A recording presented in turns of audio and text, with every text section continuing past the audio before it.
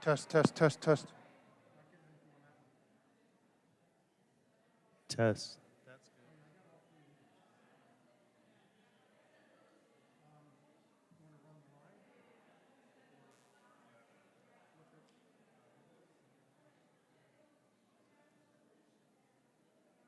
Test, test, test. There we go.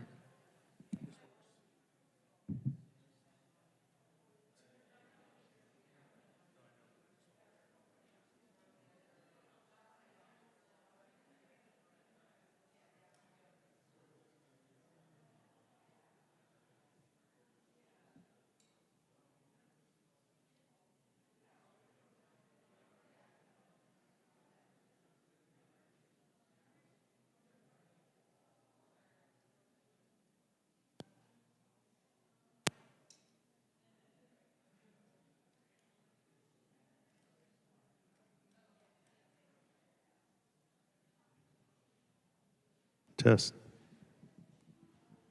Good afternoon. Yes.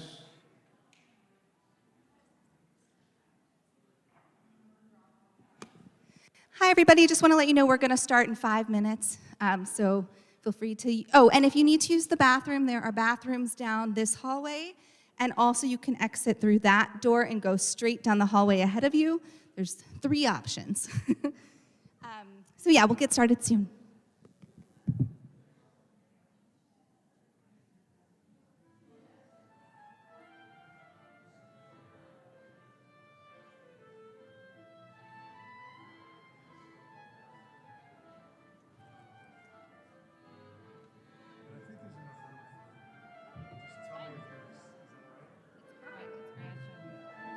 How do you want to sit?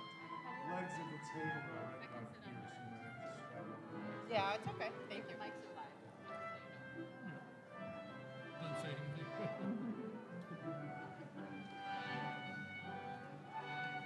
I'm like, what is this? This is so beautiful.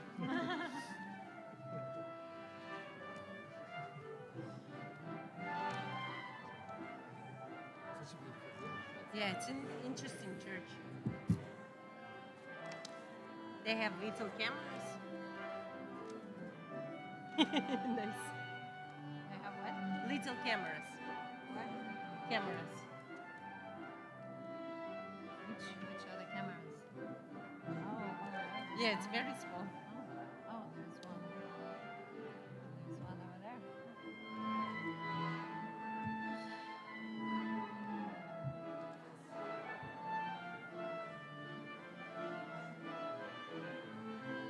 It's a good distance to the mic. This is very beautiful.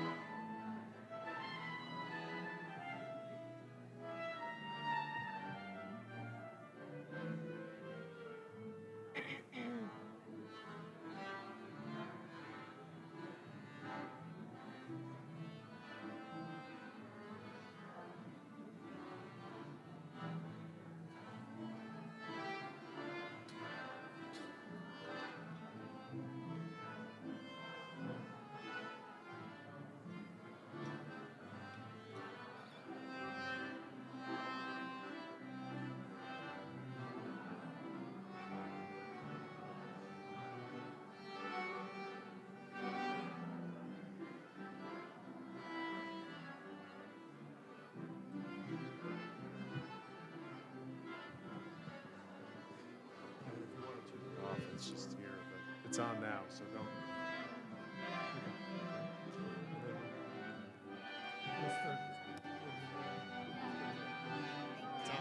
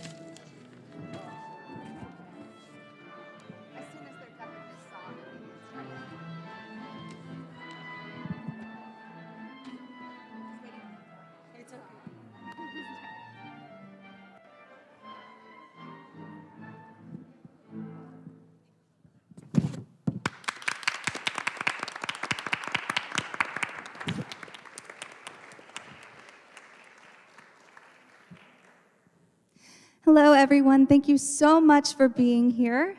My name is Rachel F. Hirsch. I am the co-founder of Play Incubation Collective, or PIC for short, which is one of the many collaborating organizations that brought this evening together.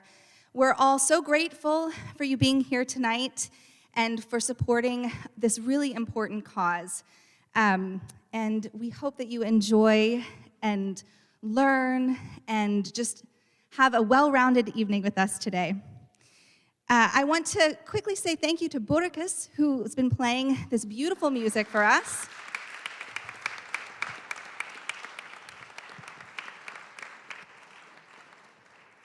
Burikes means beats in Yiddish, and they normally are a 6-piece band. Today we have 4. They're based on Nipmuc, Nonotuck, and Pecumtuck land, and they play klezmer, Balkan, and Eastern European folk music. It's rooted in a love for Yiddish language and diasporic cultures. Burikes brings communities together to dance and sing with driving rhythms, lush harmonies, and lyrics to welcome in the world to come. And along with playing for weddings and events and community celebrations around the valley, members of Burikes organize Klez Cummington, a yearly Yiddish music and cultural festival, as well as the biannual People's Puppet Parade, a community-based devised theater spectacle that parades around Northampton, inspired by the Jewish calendar cycle and themes of mutual aid and radical histories. And the music they'll be playing this evening, some of which you've heard, comes from the region that makes up present-day Ukraine, because tonight is about all things Ukraine. And once again, we're so glad you're with us tonight. I just want to direct you to your programs. If you didn't receive one when you walked in, you can get them right in the lobby there. You'll notice there's a QR code. If you scan that, it'll take you to the webpage about this event, where you'll find all sorts of information about the organizers, about the places that we're raising money for tonight. Any questions you have can likely be answered on the website, or you can find any one of us to ask any further questions. And I also especially want to direct you to this text to give number. We hope that we'll continue to raise money throughout the night, and you can do so either by stopping by the table in the front or using your cell phone to text to give. So I'm going to pass it over to our MC for this evening, Marta Ostapuk. Thank you all.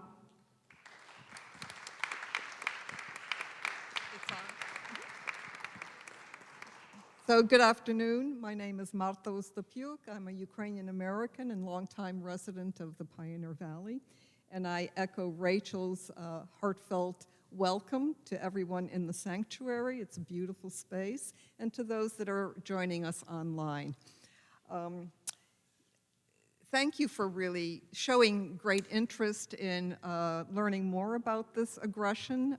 It's long-standing. It didn't start just a year ago. It started originally in 2014.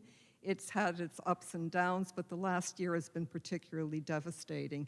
And this evening really is focused on raising funds for 3 organizations that are addressing all the dimensions of this conflict. So the first that we've kept the registration fee very, very low. It's $5, folks. And that was really to encourage attendees to support our appeal for donations to the following organizations. The first being the Ukrainian Emergency Performing Arts Fund that was started by Viktor Ruban, who's a Kyiv-based choreographer and theatrical producer. And it's focused on raising international funds, really from the international community, that can offer relief to artists working on the ground in Ukraine. And so that they can continue their very important efforts to create and give voice to a nation that's really committed to keeping its country whole and independent. You can get more information on each organization by going to Play Incubation and clicking on the links to all of these organizations. The next is the Ukraine TrustChain, which is a tax-exempt charity registered in the state of Illinois. And it supports small volunteer groups working on the ground in Ukraine by funding urgent aid, that's food, medical supplies, generators, temporary shelters, etc., and also facilitating evacuations from active war zones. This effort is 100% volunteer run with 0 overhead, so it's a good one to give too. And finally, locally, we have the Jewish Family Service refugee of Western Mass Refugee Resettlement Program that aids refugees, displaced people in accessing housing and living essentials. And again, they do very important work here, helping people get resettled. And I hope that you consider making a donation to all, one, two, whatever. But please, give big, give small, but give.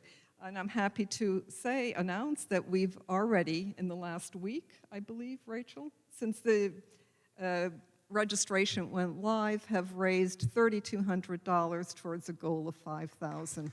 So thank you for coming, thank you for tuning in online, thank you for giving.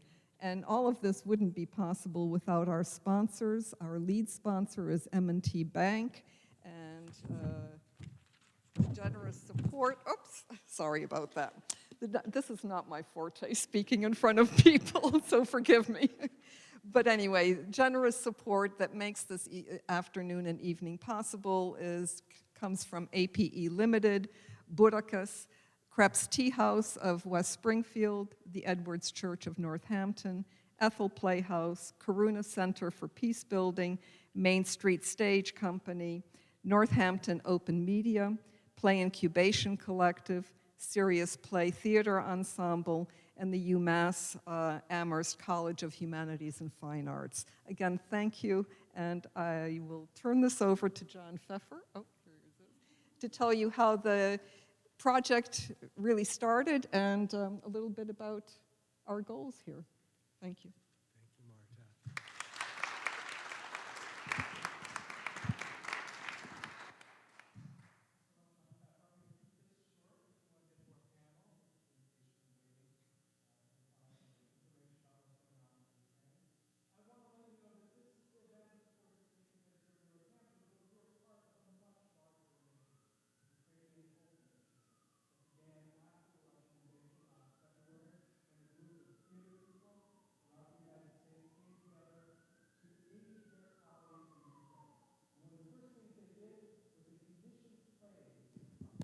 Ukrainians on the ground. I got upgraded. Excellent. Okay, now I'm not going to repeat what I said before. I assume you heard some of it. The first thing this group did was commission plays from Ukrainians on the ground in Ukraine to provide them with concrete support, but also to get information about what's going on in their lives, their current experiences. Not just from journalists, which you've heard, of course, through newspapers, but the lived experience of people under invasion. So you're going to hear some of that later tonight. But before we get to that, and before we break for dinner, which will be around 5:15, 5:30, we're going to get, thanks to UMass Amherst, a presentation, a roundtable discussion of what's going on in Ukraine. And to introduce the panelists, I'm going to hand this over to Regine Spector. She's the chair of the Russian, Eurasian, and Polish Studies department at UMass Amherst. And we're so grateful, Regine, that you were able to come here with your colleagues. So please, a round of applause for our panelists.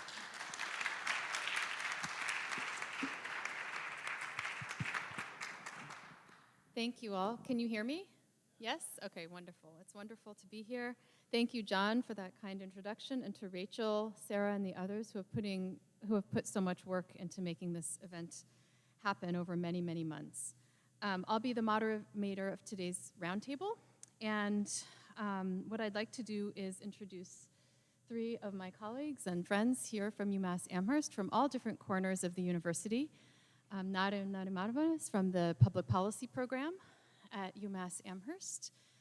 Alina Parker is teaching for us in Russia, Eurasia, Polish Studies, as well as the writing program, and also holds a PhD from UMass Amherst. And Bogdan Prokopovich is in the School of Management and is also lecturing and teaching there. So when we were talking about what topics we'd like to discuss today and how we'd like to discuss questions of contemporary politics and the war in Ukraine, what we thought we would do is rotate around and have more of a roundtable discussion than formal presentations. So we came together and decided on a series of questions that we thought each of the panelists could address based on their own experience, either at UMass Amherst or in their own professional or personal experiences over the last few years. So what I'm going to do is first ask each of the panelists to introduce a little bit more about yourselves, including not only what you do at UMass, but also your own personal relationship to Ukraine. And once we hear a little bit more from each of them, we'll start more discussions on the contemporary situation in the country. Nada, let's start with you. Thank you. Thank you, Regine. Okay, I'm good. Hi, everyone. My name is Nara Narimanova. Thank you, everyone, for coming, and thank you for the organizers for organizing this event. This is very important to support and keep supporting Ukraine. So, as I said, my name is Nara. I'm from Ukraine. I am a Fulbright scholar. I came to UMass Amherst in 2020, first year, and started my master's program on public policy and administration. I am on my second year, will graduate this May. I am coming specifically from a southern part of Ukraine, which is called Crimea. And I am of indigenous people of Ukraine called Crimean Tatars. And well, the war has started for me not a year ago, but it started 9 years ago, as Russia annexed Crimea in 2014. What I have been doing as a professional in Crimea, I've been working as a journalist. Then I worked with local NGO to protect human rights organizations, particularly Crimean Tatars. Then when Russia took over Crimea, I moved to Turkey. I worked as a volunteer with Syrian refugees near Syria in Gaziantep. So then I moved back to Crimea. I didn't know what I'm going to do, as my work related to human rights protection, and I didn't really know what to do, because in Crimea it wouldn't be possible. So I took the chance and I moved to Kyiv, which is the capital of Ukraine. And I started working there with international organization to promote and support democracy in Ukraine. I worked specifically with civil society organizations for over 6 years. And whatever you see heard of in Ukraine, I've been to. And this is breaking my heart to see what's going on in every city that I've been to. Well, I guess, and then, of course, I came here. I didn't expect that Russia would proceed more, and it even, with rage, took over all over Ukraine. Well, thank you. I pass it now to Alina.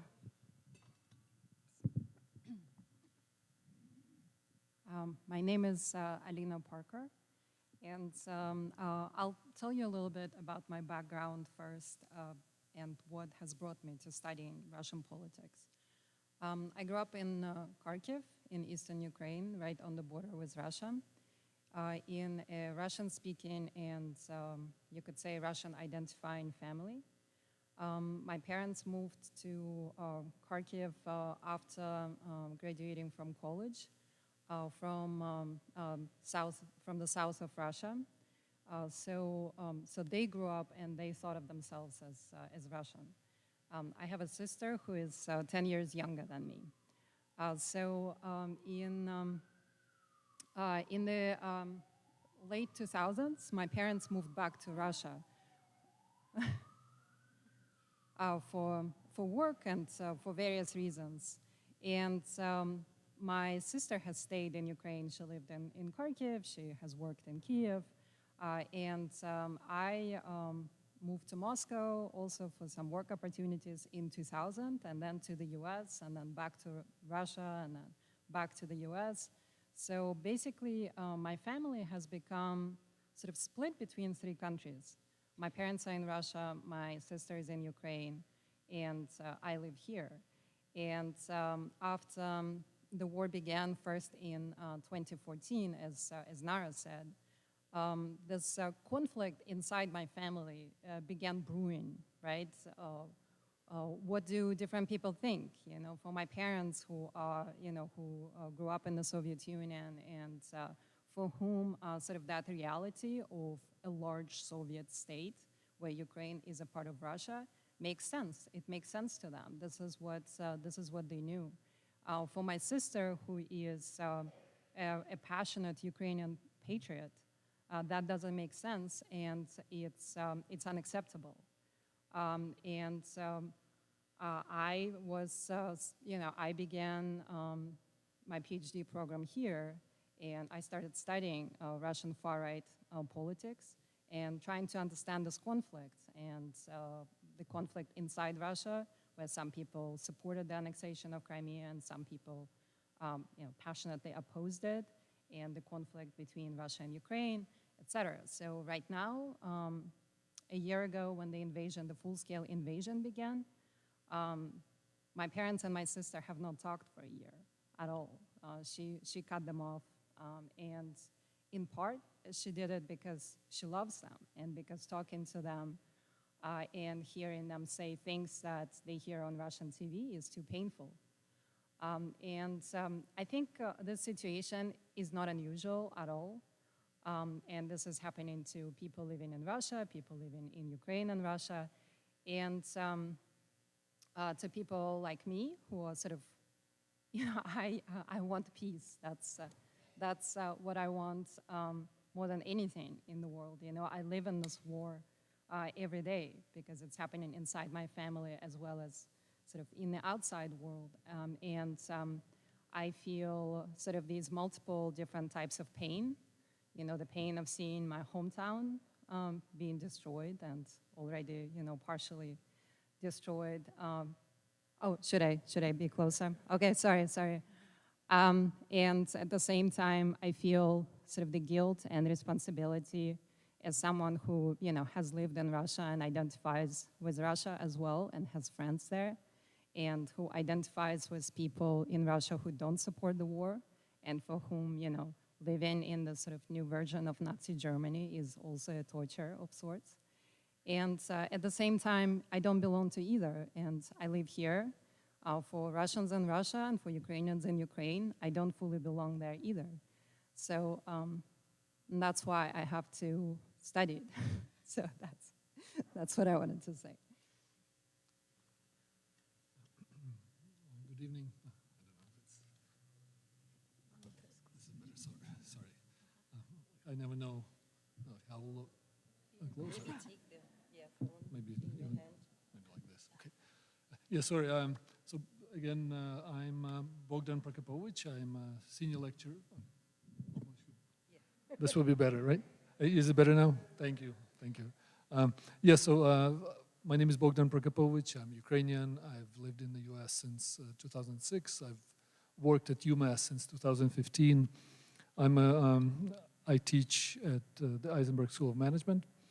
Again, first of all, many thanks to the organizers and to you all for coming and to listen to us talk about Ukraine, right? So two things, when the war started, two things kind of surprised me in a positive way. Like with all these negative emotions, one of the silver lining that I keep repeating to all my friends is that I've witnessed myself all the goodwill of people that reached out, that were ready to help somehow, right? And again, it kind of like this event like this is a manifestation of that, right? Of that goodwill. So again, thank you all. Another thing that really surprised me, or in a positive way, was that, I study pro-social behavior of organizations, why organizations, invest in sustainability, in, engage in all this pro-social behavior. And all of a sudden, what I have witnessed is that the entire Ukrainian community has become, has received a mission, right? A mission to stop this madness that has been cast upon us. And so I kind of tried to get involved. So I come from Poltava, from the city of Poltava, which is 2 hours away from Kharkiv. Kharkiv, and I've lived in Kiev for a while. So my involvement kind of ended up being at 3 levels. So one was, again, thanks to my wonderful friends and colleagues who helped me. Like once the war started, I was able to go and volunteer at the border, right? So there was a huge influx of refugees at the border, and who needed place to live, place to stay, who needed transportation. So that was, as many people did at that time. So that was my involvement, kind of like on the personal level. My involvement at UMass, again, thanks to. And again, I'm saying my involvement relates to the involvement of other people, right, who started it. Thanks to my wonderful colleague, Anna Nagurny, who has Ukrainian roots and also International Programs Office of UMass, headed by Kalpin Trivedi. They pioneered this program of exchange between Kiev School of Economics and UMass, UMass Amherst. And what we've done, and again, here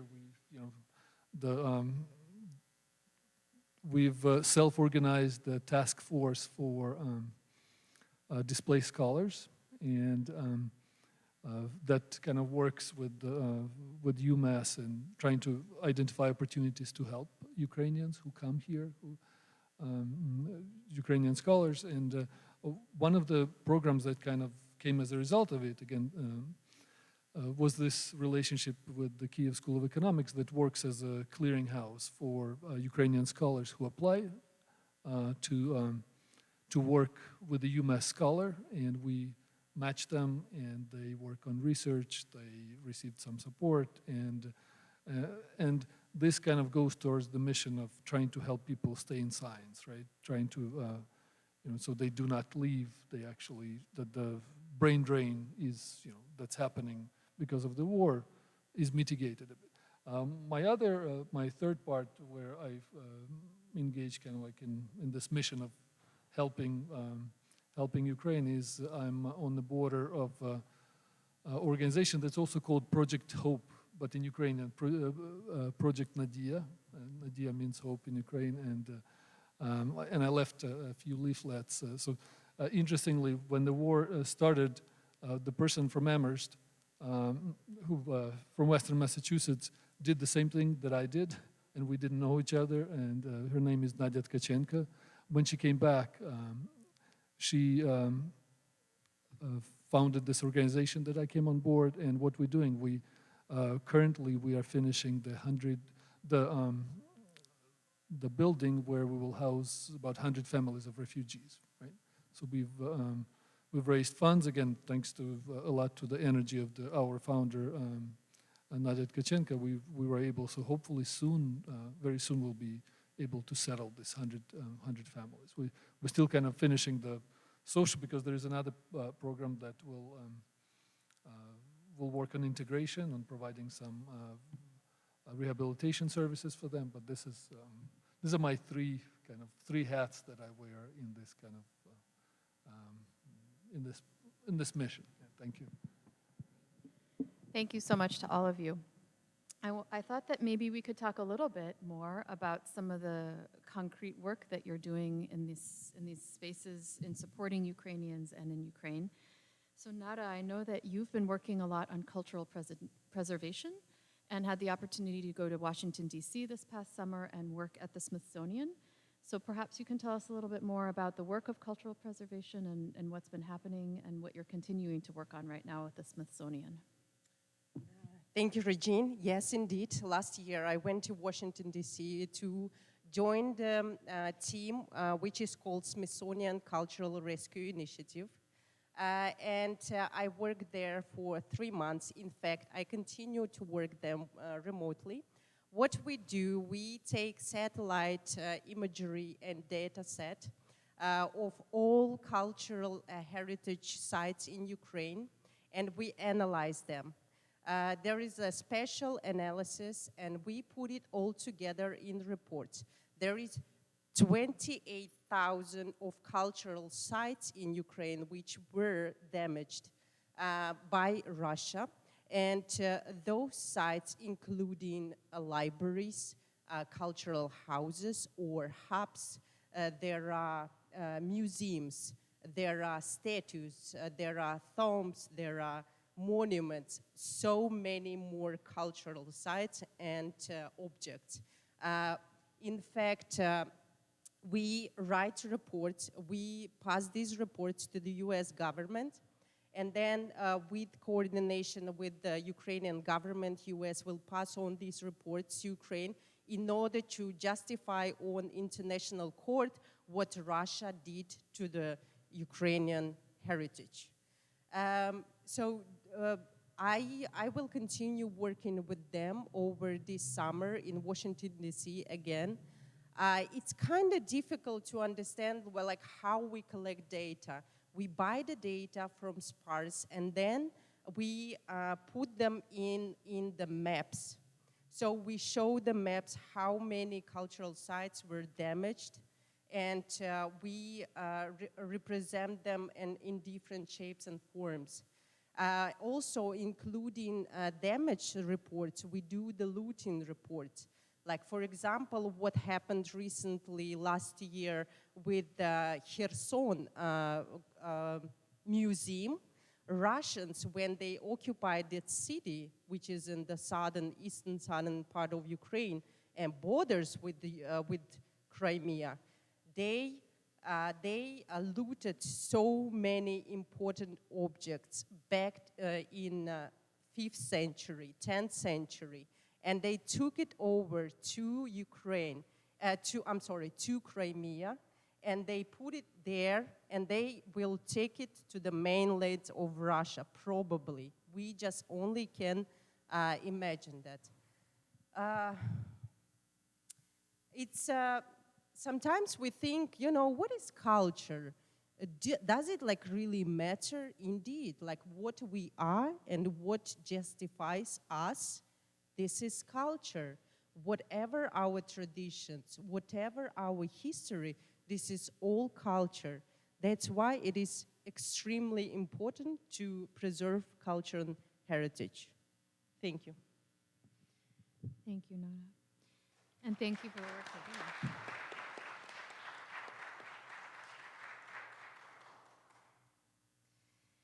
Thank you, and thank you for everything you're doing with the Smithsonian, with cultural preservation. Alina, I thought maybe you could tell us a little bit more about some of the work you're doing at UMass to try to understand what you've experienced and what your family has gone through in the realm of identity, politics, and media, perhaps through maybe the course that you're now teaching and some of your other research that's ongoing on the media and politics between Russia and Ukraine. When the invasion began, for a while, I mostly just felt paralyzed and I couldn't do anything. And I think this was something that happened to a lot of people. Closer? Is this better? I feel like if I hold it, it will be worse. Yeah, no. I don't know. Maybe it will shake in my hands or something. And then I started, also then we organized a little event in Amherst downtown, and some people came together and we stood there with some banners and flags, and I think somehow that helped. And I started reading about the war and trying to understand how people talk about it. And what surprised me was that, there are a variety of experts who talk about the war, but from very different perspectives. And a lot of the time, these perspectives don't really intersect. So it's either foreign policy, let us tell you about how this war was caused by the conflict between, the US and NATO and Russia. Or no, there is a completely different explanation for this war. This has all happened because of the political situation in Russia. Look at Putin's regime, that has been in place for 23 years now. Isn't this the reason, right? And then much more rarely, I think, people begin to talk about sort of the larger context. And if you ask Ukrainian people, they will give you very different explanations for this war. And some people will tell you, well, this is a 100-year war. It really started in 1917 when Ukraine became independent after the Russian Empire collapsed, right? Since then, we have been trying to sort of separate ourselves from Russia, and this war is an imperial war. And so because my dissertation was about politics of history in Russia and the kind of state-supported museums that propagated these kind of new neo-imperial sort of narratives of Russian history. I have tried to put together a course that I taught at UMass in the fall, and now I'm teaching at Smith, that basically asked the question, what are the causes and contexts that led to this war? And in this course, which is really an investigative project for me, I'm trying to find these answers, and I sort of just invite students to participate in the same project. We look at these different perspectives. We start with foreign policy, and then we talk about the politics in Russia and Putin's regime, and then we go deeper into this context, and we talk about the Soviet Union and how in the Soviet times people thought of nationality. Who was Ukrainian and who was Russian? And in the Soviet Union, there was in your passport, in your identity document, you had an obligatory status that said you were Russian or you were Ukrainian, right? And at the same time, there were the 15 republics, and you lived in Ukraine or in Russia or in Georgia. And this legacy of the Soviet state is complicated, and without sort of understanding what was happening then and what happened after the Soviet Union collapsed, and sort of the Ukrainian state was building its own nation, and the Russian state began to build its own nation, and it turned out that it's very complicated because most of your history is an imperial history. It's the history of the Russian Empire and then of the Soviet Union, where Russians had a special status. And I think what makes this war complicated is that there are these different layers, and the relationship between Russia and Ukraine is sort of this history is an entangled history. It's a complicated history, and it's a history of borderlands and people moving back and forth and people forcefully being moved from one place to another.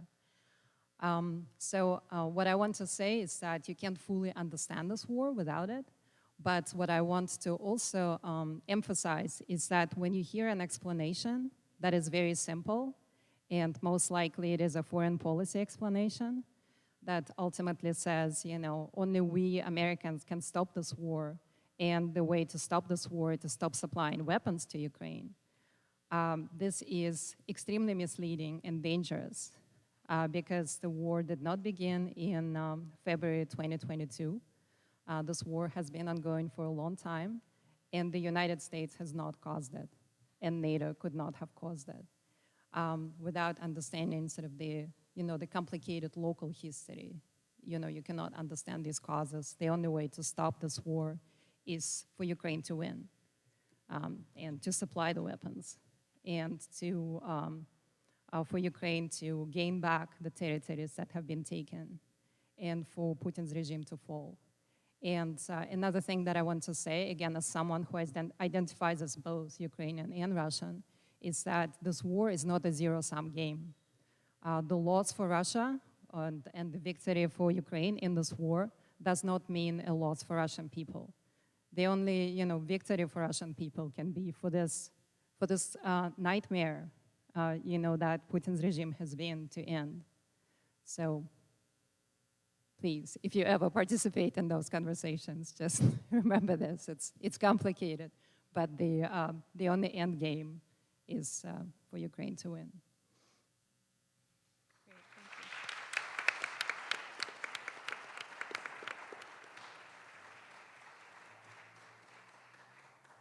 Great, Thank you for that. And I can attest, at least from the UMass side, that the students in Alina's class have thoroughly enjoyed and really learned so much from the perspectives that you've shared and from all the work that you've done to craft and hold these very complicated conversations.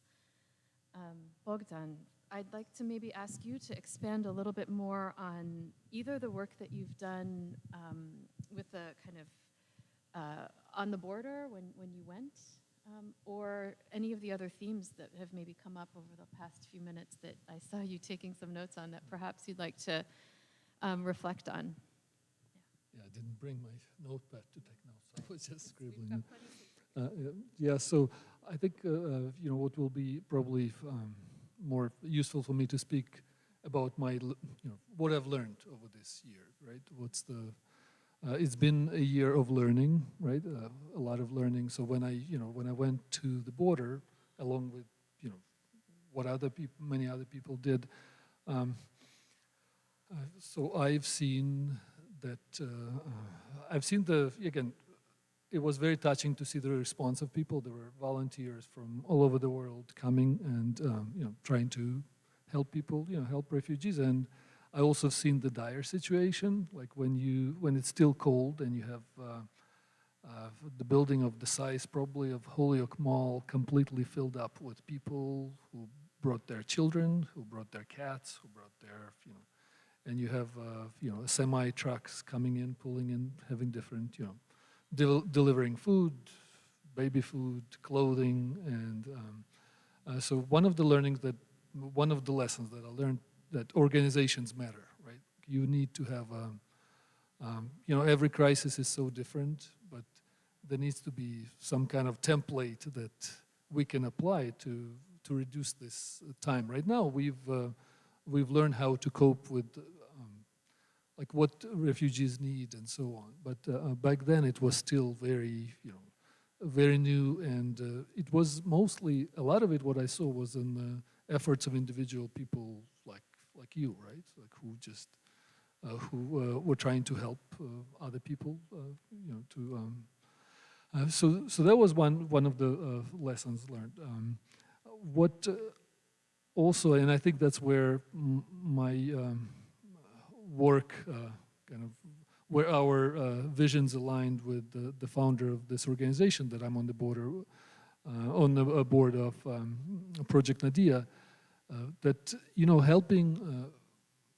There are a lot of so you have all these people who try to flee the war, right? A lot of them with the, again, I'm not a physician, but something tells me that the person has experienced PTSD. Just trying to avoid when you're driving them and they keep talking and they keep you saw a lot of kind of shock that people have experienced, but at the same time you have all these people with good intentions come and say you can come and stay at my home, and a lot of a lot of Polish people did it, a lot of people from Western Europe, and the problem is those people went, but you can host a family in a limited space for a month, for 2 months, for half a year, but then what next, right? And so then it becomes like what's the next step that needs to be done, and that's where we thought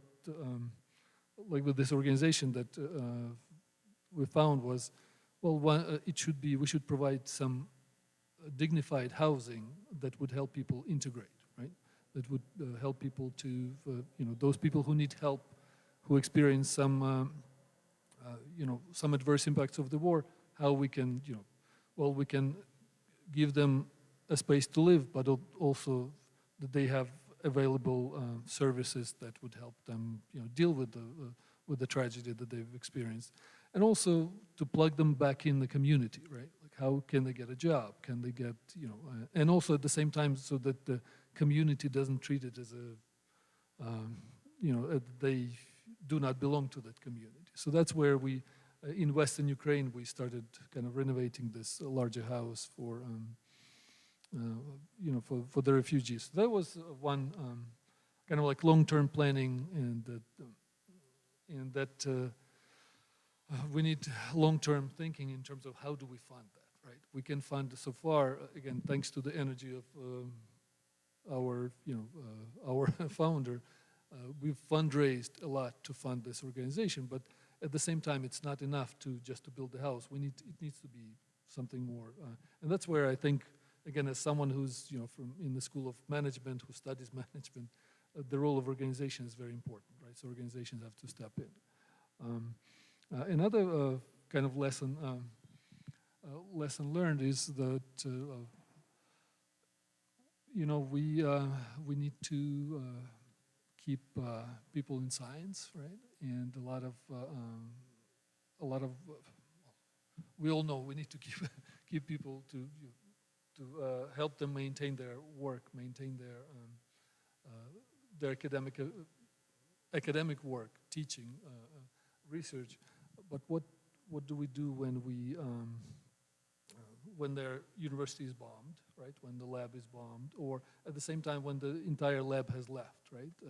And that's where again, working with the task force of displaced scholars, and also with this program that UMass has established with the Kiev School of Economics, we've learned that, well, we can start by developing the relationship between individual scholars, right? If you, because a lot of this, again, a lot of the work and charitable work relies on personal connection and helping people establish that personal connection, having some kind of a platform.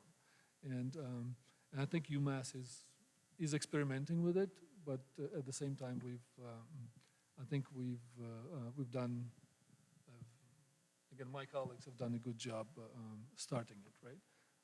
Crafting this connection is hopefully when the war ends soon with Ukrainian victory, that those relationships will just carry on. Thank you, and thank you for everything that you've that you've been doing on the task force and hosting the first round of your Ukrainian virtual scholars in the Eisenberg School of Management. We have the second wave of virtual scholars now in the School of Social and Behavioral Sciences. And yes, those relationships are so important, and we look forward to continuing to build them. A number of times throughout our conversation over the past half an hour, we've referenced and been talking about borderlands and the history of movements of people throughout this region. So I thought that maybe we could start with you, Nada, and ask you to tell us a little bit about the history of the occupation of Crimea and maybe even Crimean Tatars over time, and help us think about these movements from your perspective, and then maybe Alina can follow on that to reflect on I think it's over 8 million refugees that are now from Ukraine in different parts of Europe, and what's been happening over the last year. And then we'll finish maybe with a few more reflections from Bogdan about what it was like to be on the border, and what needs you saw now that we can all help with. So Nada, do you want to start us off? Thank you. Thank you, Regine. Yes, that's correct. Crimea, it's very small peninsula surrounded washed by Black Sea, and closer to Turkey. It has a complex history. Russia has annexed Crimea not for the first time. This is second annexation. The first annexation started back in 1783, when Russian Empire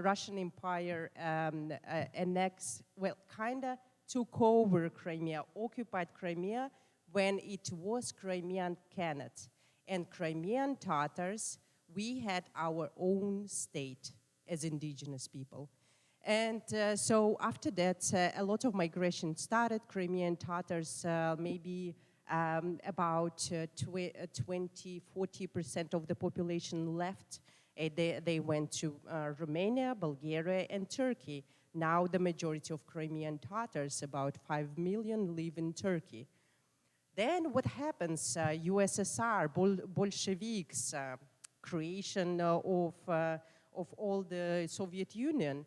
And what happens with Crimean Tatars? Stalin deport Crimean Tatars, all of them, while men fighting for the Red Army in the Second World War.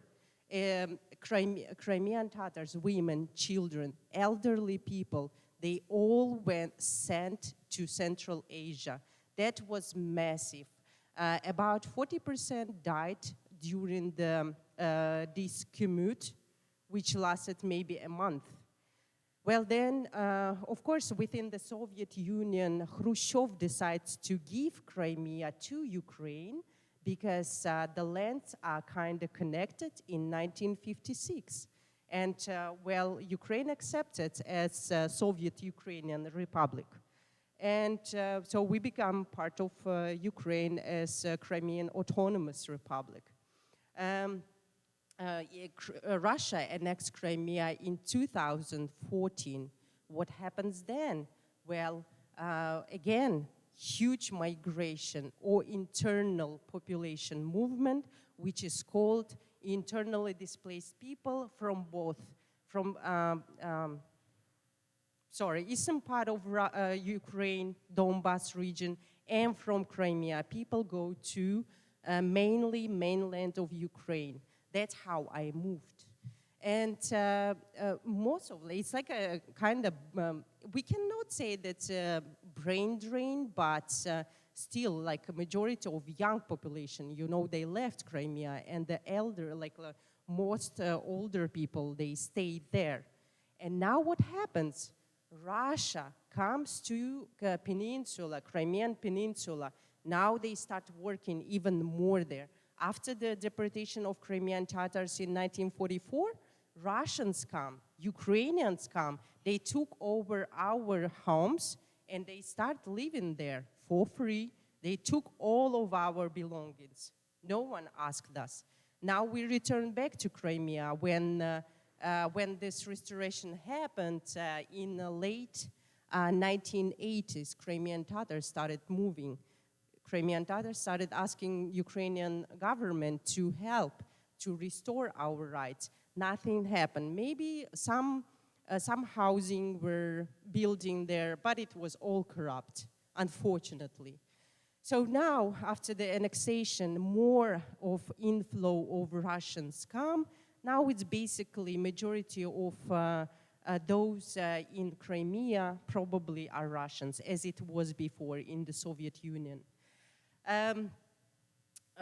What happens, well, I wanted to also share that importance, as Alina has said, importance of understanding this deep and complex history of people moving back and forth. It's very important because, like, why referendum? It was a legal referendum in 2014. Why it happened? Well, because 50% of the population in Crimea are Russians. They wanted to reunite with Russia. The rest, the opposition, Crimean Tatars, which to that time it was 13% of the population of Crimea. They stood against, along with the rest of the Ukrainians. It was so many meetings. I was there. We were in front of the Crimean governmental or buildings. We were trying to prevent Russia to take over, but next day we thought, well, we won, but next day all the military from Russia took over Crimea. So, yeah, I guess for the 9 years, and important, very important, for the 9 years, those Crimean Tatars who continued living in Crimea, because this is their land, they returned back to Crimea to live in their motherland. And my father said, I'm not going to leave, I'm going to fight till I die if I leave Crimea, if something happens here. And for majority of older people, it's the case because they experience in their 40s, 30s, like the whole movement with the family of 3 kids, 4 kids, because Crimean Tatars, they they used to have like big families. Now a lot of human rights violation has been happening in Crimea for 9 years. Political prisoners, there is over 300 people in Russian prisons. It's unfortunate, among them a majority are Crimean Tatars because of their beliefs, because of the political and religious beliefs. Crimean Tatars are Muslim people. And now Russia said, well, you are not allowed to practice your own religion because you're considered terrorists. That's very unfortunate. That's why it's very important to continue this fight and support. Thank you.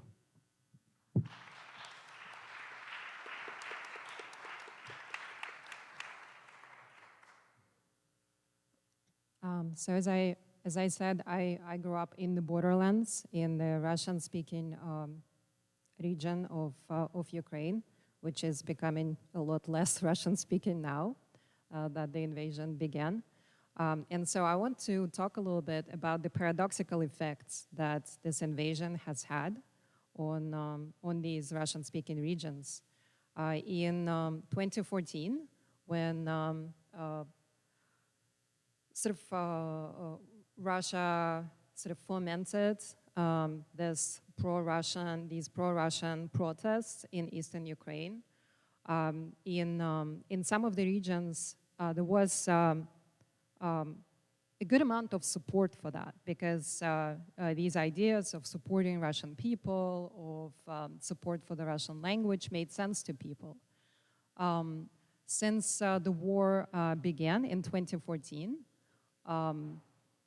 these Russian-speaking people could see with their own eyes what that has led to, sort of what kind of effects it has had, how it has brought war to these communities, and that nothing good came out of it.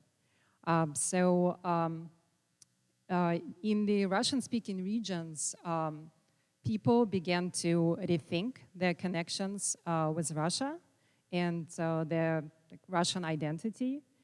And the invasion that began last year, it has done even more to sort of push people in that direction. A lot of people who used Russian in their everyday life switched to Ukrainian. Since last year. There are Russian people in their 50s and 60s who are now, maybe in Western Ukraine or maybe in Poland or Germany or somewhere else, are actually taking lessons of Ukrainian. They had never spoken Ukrainian, but now they decided that they need to speak Ukrainian because Russian, they see Russian as the language of the aggressor. So there is this major transformation, and not just on the level of language, but also on the level of identity, where people begin to feel that it's very important for us to identify as Ukrainian and figure out what it means to be Ukrainians in Ukraine, where there are these different regions with different histories and different kind of connections to Russia, etc. Since the beginning of the war, I think the official numbers of the European Union were that 18 million people left Ukraine and entered the European Union, 18 million. And then 11 million came back. And so out of those that stayed, I think 1 million went through the European Union to other places like Canada, maybe the US, and other countries. The rest are still in Europe. And I think that this experience of being forced to leave your home and being forced to go to another place and try to adapt and maybe stay, because nobody knows how long it will continue, right? And the majority of people who left have children. So I think 47% of those people who stayed in Europe are women, and something like 40% are children. So you can kind of see the profile of who leaves and who stays and why they stay. About half of those children take classes remotely in Ukrainian schools, and half go to schools locally where they stay. And based on my conversations with my sister, who is now in Czech Republic, my old friends who are in Poland, a lot of people for whom, this may be seen as also a sudden kind of an interesting opportunity to live elsewhere, but in this strange and painful circumstances in which they were forced to live and try to adapt, to life somewhere else. The main lesson that I think a lot of people have learned is that their life in Ukraine was, all they want now. They just want to go back. And they talk to each other about it. Sometimes whole offices, company offices were moved somewhere else. And, people talk to each other about how, they're waiting for the day when they can go back. And this is what, Vladimir Putin did for Ukraine. It definitely solidified this identity and has done a lot to make people realize that, they love their home.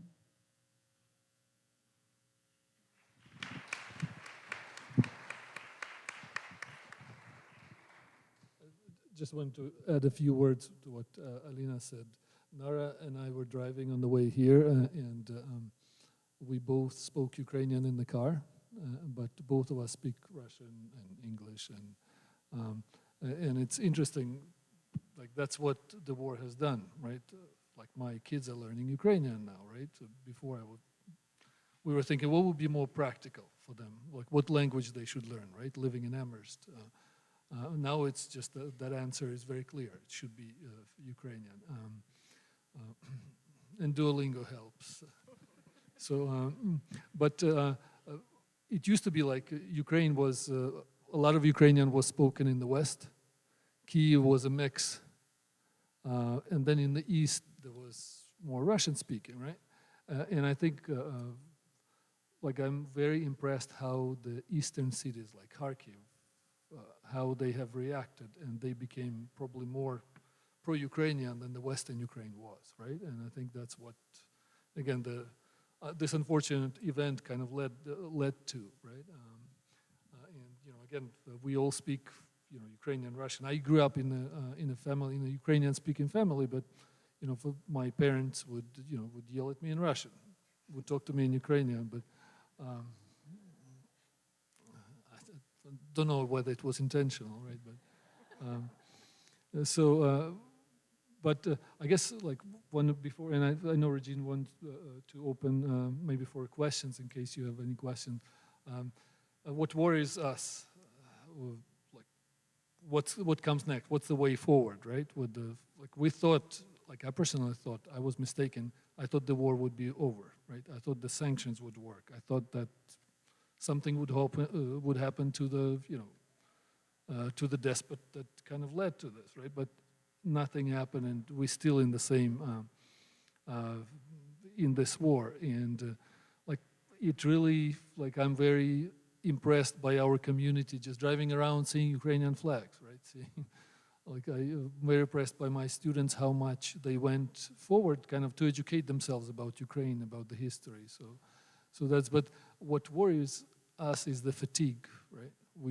You're probably sick and tired of reading about, front page news, and there is Ukraine, right? And as I see, it used to be, Ukraine used to be the front page, and now kind of goes down and down. And I understand that, but at the same time, and I wish I didn't want it to be up, on that page, but we need, unfortunately, we're in the situation where we need the all international community support, and that's where I don't know, maybe during the questions, if you have an idea how we can keep keep this fatigue or keep this this attention going, right? Yeah. Again, thank you again for coming and for.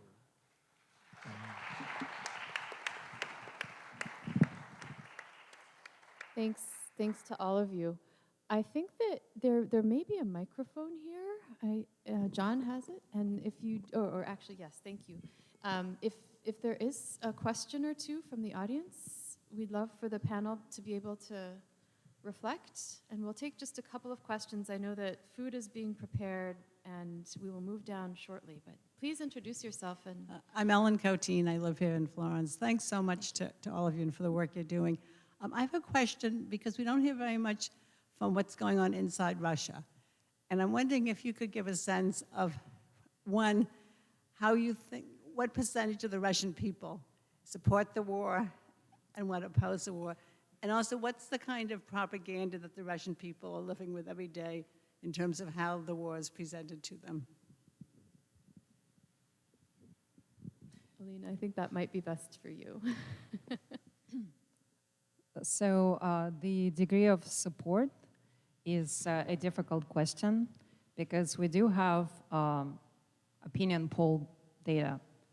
And according to the opinion polls, the support is vast, right? So it's 75 to 85% of the people asked whether they support the special military operation, because if you don't know, the word war is banned in Russia. It's censored. You're not supposed to call this a war. They say that they support the special military operation. However, this is happening under the regime of severe censorship, where even the word itself, war, is banned, and any disagreement, any public statements that contradict the information from the Ministry of Defense of Russia is punishable by law. And if you say, let's say, I do not support this war, or if you hold a sign saying no war, or no to war, you will most likely be detained, and maybe you will pay a fine the first time, maybe you will go to jail for 14 days. If you do this again, then you will be tried for a criminal offense. And some people who have spoke against the war in public settings have been sent to prison for 8 years, for 9 years. You know, so for example, one local council member in a meeting of this local council, I forget if it was in St. Petersburg or in Moscow, he said that he doesn't think that the city should hold this festival, a children's festival, when children in Ukraine are dying. And for that statement, he was sent to prison for 8 years. So just so you understand sort of the degree of this, a 13-year-old girl made a drawing at school, and she wrote no to war, and drew, I think, some missiles or something like that. She was taken from her father, was sent to an orphanage. Her father was first detained, and now he's under house arrest. This is happening every day. So then the big question is, could people be speaking truthfully in this situation when they're asked, publicly, do you support the war? And then there are some projects that are trying to kind of analyze the opinion poll data. There's one interesting project, it's called The Chronicles, and you can find it online. It's translated into English, where they try to ask additional questions. So they ask people, do you support the special military operation? Let's say a person said yes. then they ask this person, do you think that the Russian government should allocate more money to spend more money on the war and the military, or on, I don't know, like the civil needs, the domestic needs. So then if the person says, oh, of course the domestic, the civil kind of expenses, then they note that number, and then they also ask would you support the withdrawal of troops even if the objectives of the special military operations are not met? And if people say, yes, we support the withdrawal of troops, then, so these pollsters see what happens if, at the kind of intersection, right, of these three questions, and they have identified the core of support and the core of resistance based on these questions. And so what they say is that basically the core supporters of the war who say, no matter what, we need to keep fighting until we win, right? And we need to spend money on the military, and yes, we support. This is 20%, and then people who are at the core of the resistance, who publicly agree to speak about it, also 20%. At the same time, you also have to understand that only about 1% of the people approached agree to answer questions and don't drop out. So 99% of the people refuse to answer these questions. So what's happening, in that population, we don't know. On the other hand, as long as these questions are asked, in these opinion polls, and people say, yes, we support the special military operation, these are the numbers that, go up to the top, and these are the numbers that Putin's government gets. So, as far as they're concerned, people support it, and as long as they support it and publicly say they support it, it will continue.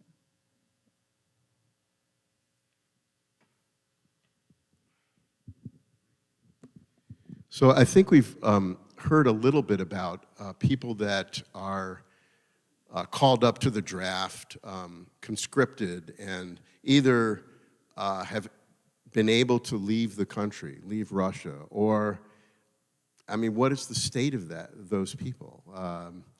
I'm guessing not only men, I don't know, are women conscripted also for the war? And are there any people that do not have to serve? I mean, I'm guessing there's an age limit to the people that are being conscripted, but are there any particular minorities that are not part of this? And then those people that are forced to go to the war and have chosen to either escape or, are in Russia in some state of hiding, is there any support for them at all?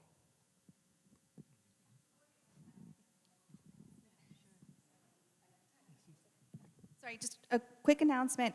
If you need extra time to get downstairs for the meal, I would please feel free to take that time now while this conversation is going on. I just want to let you know that there are stairs right outside this door, and also down through this door down this hallway, and an elevator down that hallway as well. Just anyone who needs a little extra time. Just wanted to give you that information.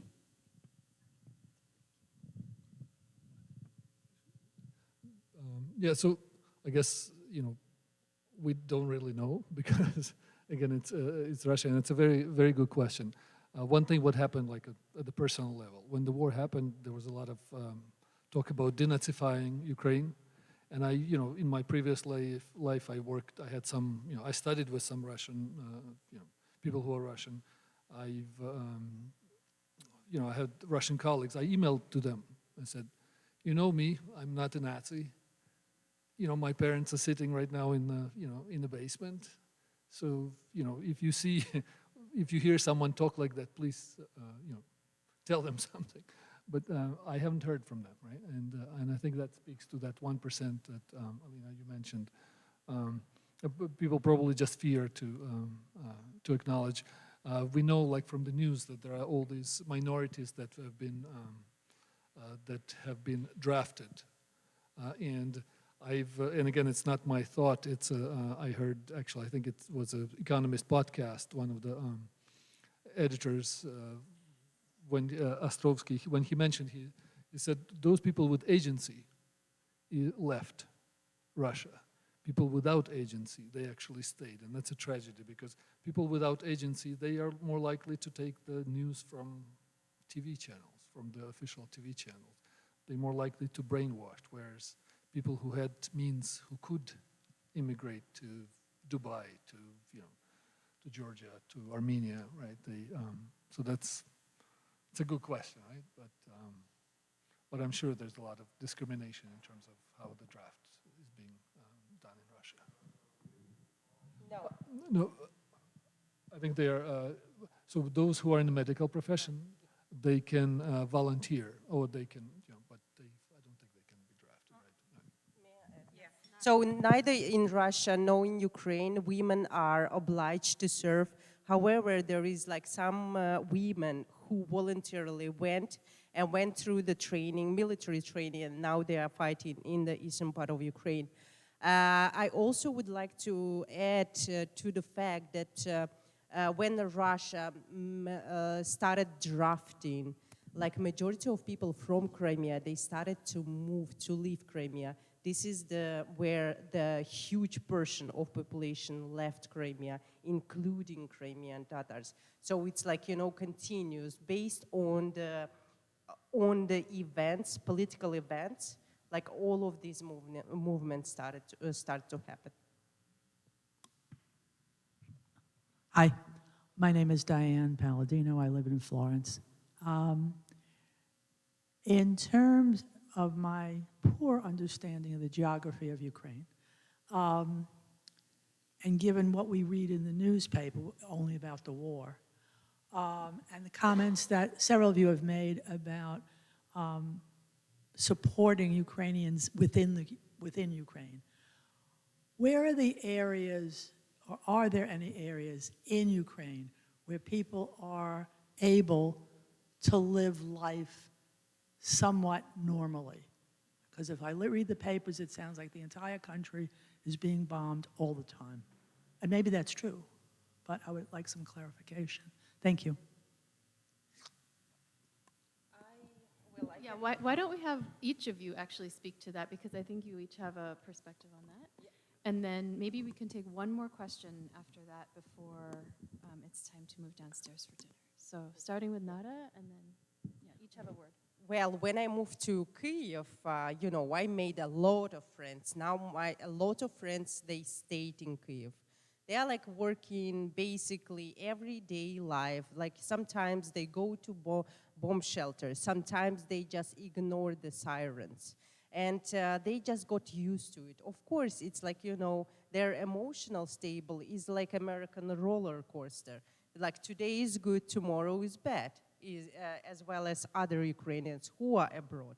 And so I talk periodically to the closest friend of mine. She lives and she works at the banks. She tells me there is like a lot of people lose their jobs, because businesses, they do not operate anymore.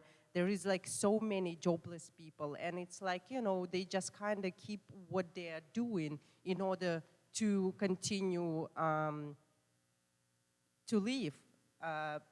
So it's like very hard. But those, like in the war where it's like heavy bombarding, it's people, they just moved.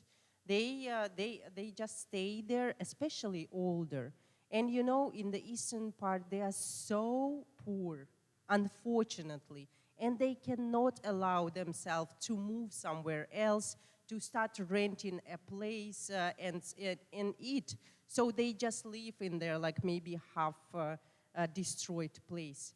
So this is big unfortunate.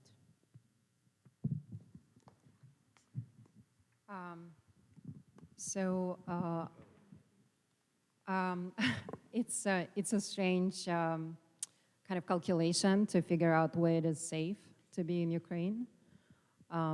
My sister is planning to go back to Ukraine because she doesn't like the Czech Republic. She wants to go back home.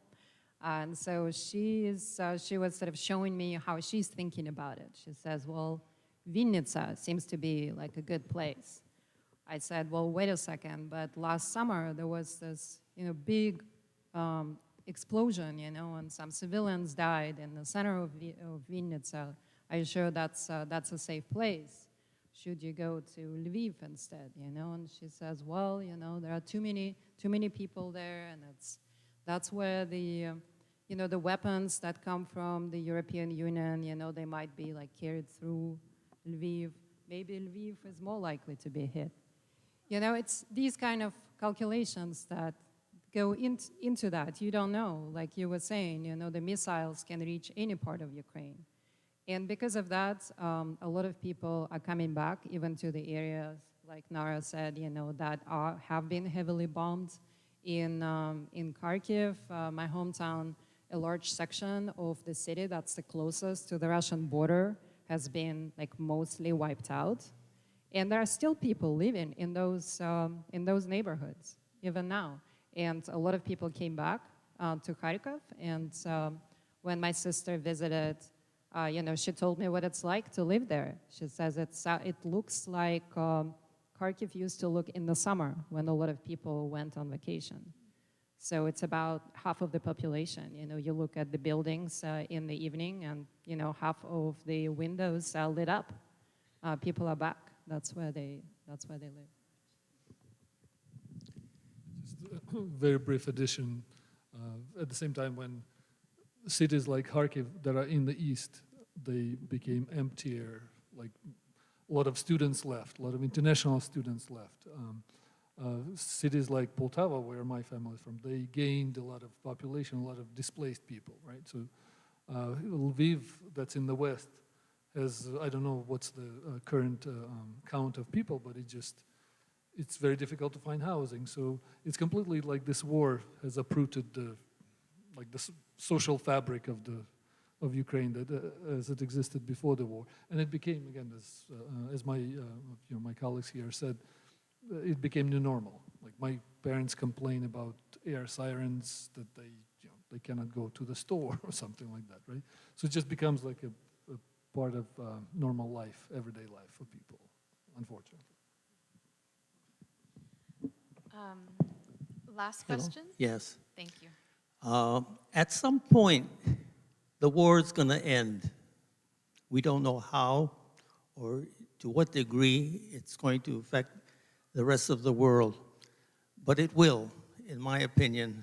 And I just have in mind one fear, that if Ukraine does not win this war, world turmoil will take place. Because Russia is, from my understanding, the largest country in the world. Most of its land is forested and not prime agricultural. And if they take Ukraine, they're going to be getting some prime land, and they will also use that grain issue to blackmail other countries in Africa and other third world countries.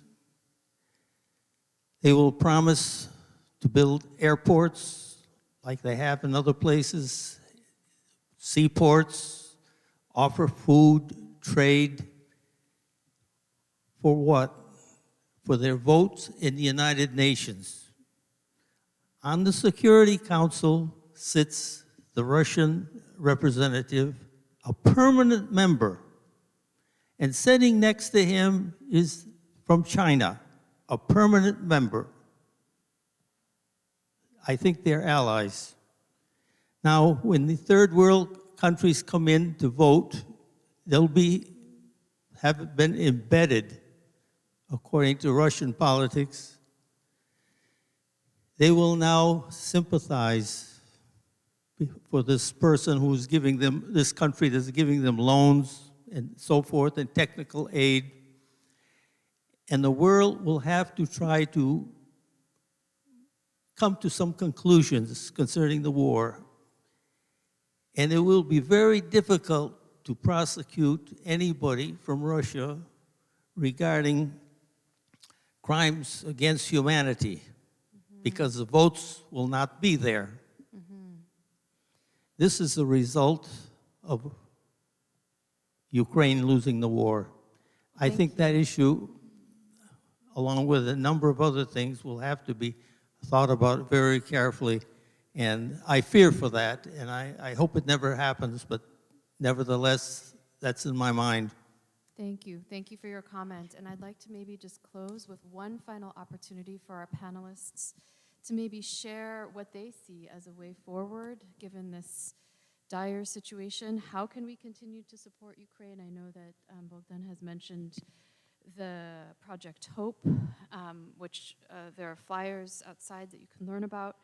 But I know that, Alina, you had some thoughts perhaps on how people can learn about what's happening in Ukraine, and maybe also Nada, you want to share something that you've learned or that you think is important as we continue to move forward as a community to support Ukraine and Ukrainians. Alina, do you want to start with the media? Well, to kind of address your question, if not answer, because of course we don't know what's going to happen. But I don't think that Russia can win. And I think that we should do things to make sure that, again, I wouldn't even say Russia, because Russia is not winning from this. But Putin's regime, maybe Putin's supporters, although I think many of them are misguided. I think this conflict has shown sort of the very poor state of the Russian army and just the Russian government as well.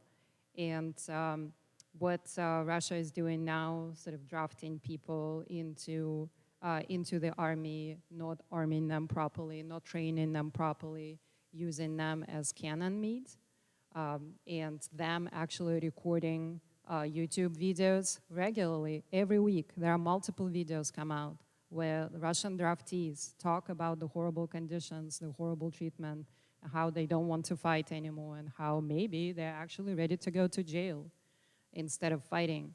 This is going to spread. This information is going to spread. There is no way that this can continue indefinitely.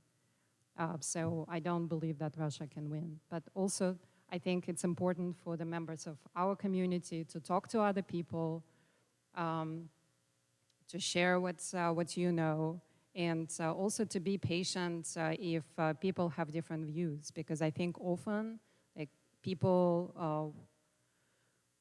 talk about peaceful negotiations, right? And people talk about how, maybe we are responsible. I think often they're motivated by noble motives, and I think just having patience and talking and reading about it, right? I was thinking that a good idea to maybe from time to time, because I understand everyone has very busy lives, but from time to time, just turn to maybe a Ukrainian media outlet and just see what it looks like from the Ukrainian point of view. Maybe, go to Kyiv Post or Kyiv Independent, which are in English, and just see, well, how do they talk about the current state on the battlefield?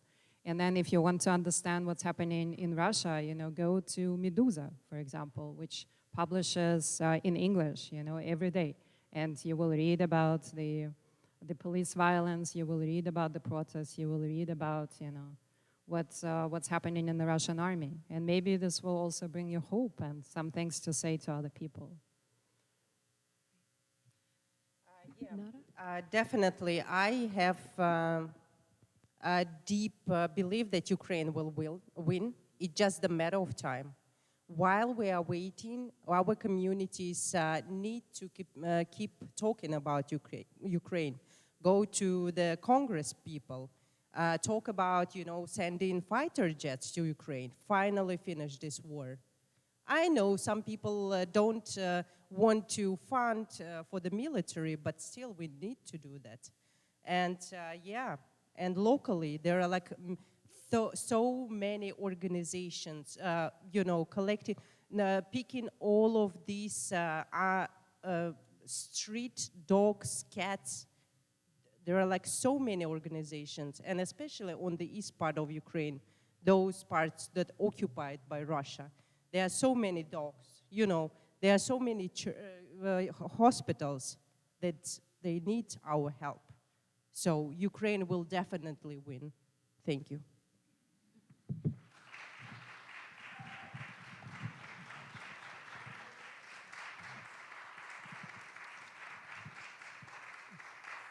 I don't want to spoil this ending. This was really, really well said. Yeah, but again, thank you. I think what gives us hope that you're still listening to us. So again, thank you. Events like this that hopefully will help us fight this fatigue. We're worried about the elections coming and all these messages that coming. So hopefully, thanks to people like you, we can maintain this level of attention and defeat this evil, right? So thank you again. Yeah, and thank you. I think one more round for our panelists. Thanks to the three of you.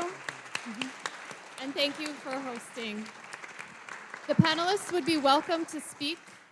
The panelists would be welcome to speak and continue the conversation downstairs over Yes, so food. we invite if everyone. Any of you have further questions. We thank you, panelists, Virginie, Nada, Alina, Bohdan, for giving us fodder for deeper community conversation and discourse. And please proceed downstairs for some wonderful food from the Crepes Tea House and for further conversation with our panelists. And we'll reconverge up here right before 7 when the play readings will commence. Thank you.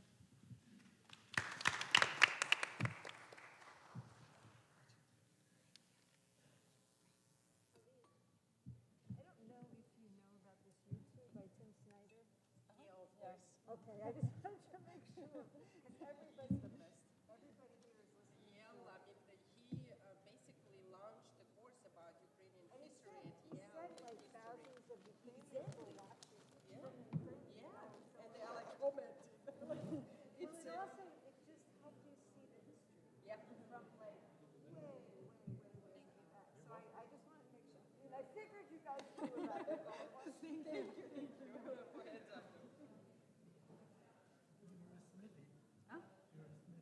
No, I just teach a class at Smith. I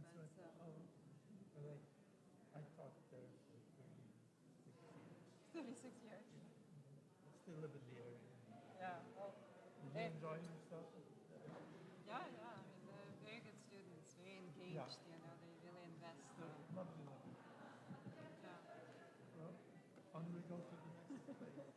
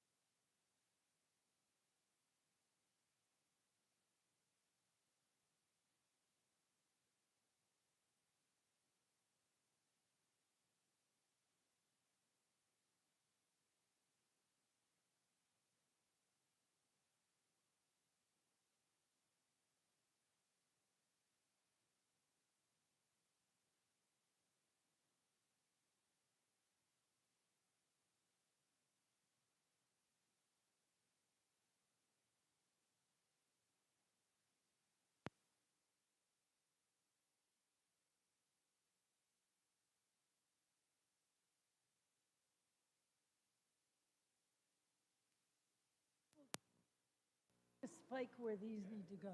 Okay, that's all I need to know.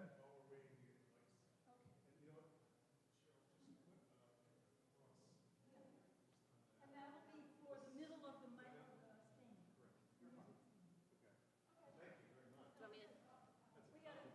Testing, testing, 1, 2, 3, 4. Okay. We'll just let that sit. Hi, Ellen. How are you? How can you hear me? Ellen, can you hear me well enough? Okay. I think if it's going to be that close, then I'll probably go up. Like, can I go down on it a bit? Like, if it's going to be that close to my face, then maybe just. Oh, that's okay. Let me. Yeah. Let me get my book. and look Okay, at it's right behind you, Milan. It's right around behind you. Do you see it? Yeah, you're right, you're right. So Josh, is this too far forward for the light? Can you see me?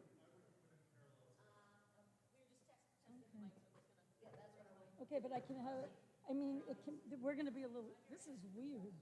Is there another one? Yeah. Here, give this one to Milan. He doesn't. Start speaking and introducing things, and then I'm here while she's introducing, and then when she goes and sits down, then that's my cue to start, I guess. So. And I don't know in between, because John and Marta are talking, and then Marta's talking, and then Stephanie starts.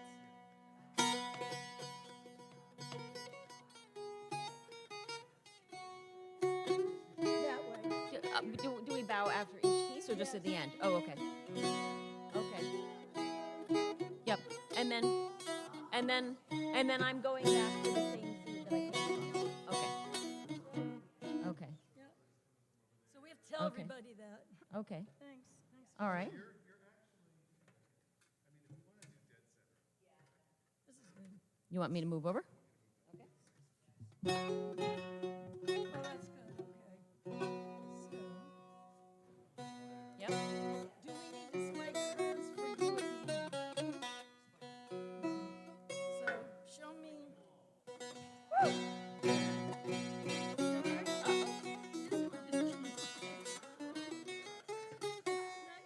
That's okay, my shoes are on the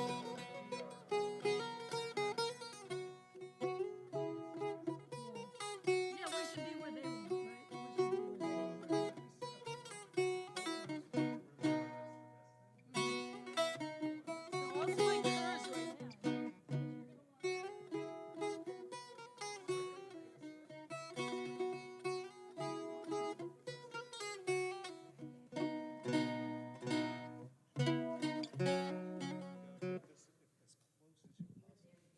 Okay, I can No, sit no, on. No, that would be okay.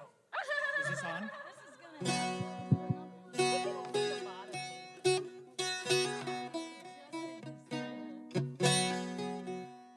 There's one that's broken. Test, test. You're not gonna be moving yours up and down. No, no. So I'll take this. Oh, see, don't do that. Get it? That's right. Cheryl gives me the broken one. Okay, very good.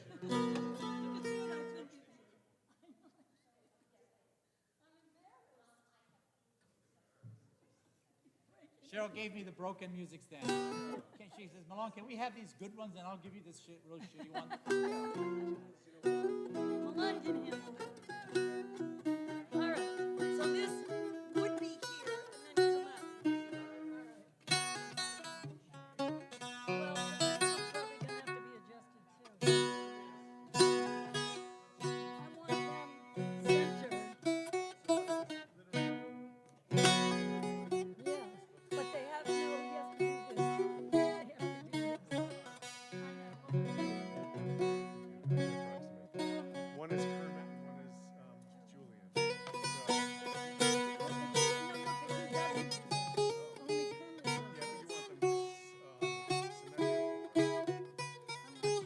no, you want them symmetrical. So whatever he, do this. Josh, Do this. do you need them to test? Yeah, eventually, in a minute. But we're gonna do her first. Yeah, okay, let's do her first. Let's just do her. Is this good?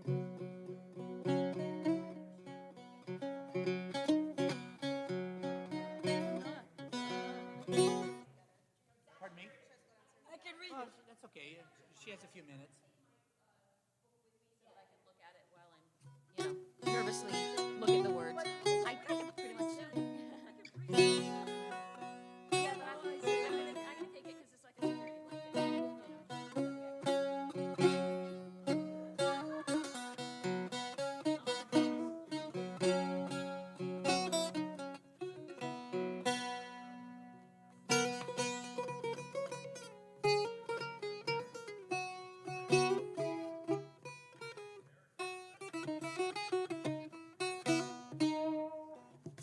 All right.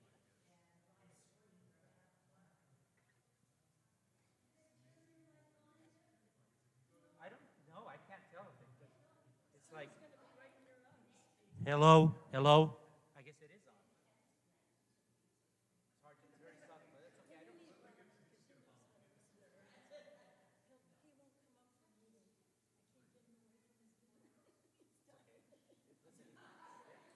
My philosophy, the performers seem to be offended. That includes the whole company.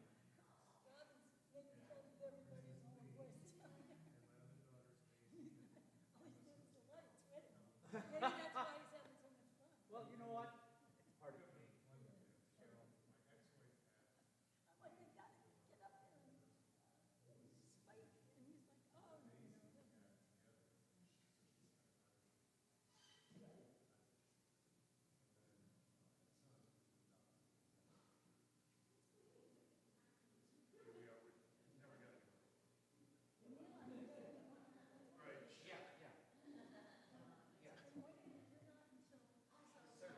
So I'm gonna, Cheryl. Oh, where's, oh no, you can just.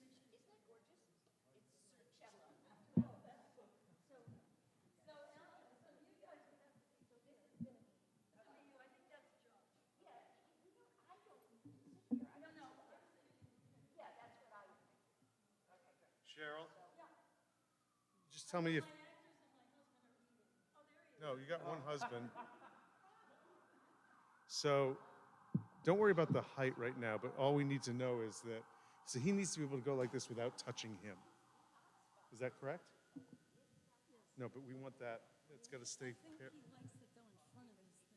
mean? Kermit. He likes it. Yeah, yeah, yeah. All right, all right, all right, all right, all right. I know. He's fussy.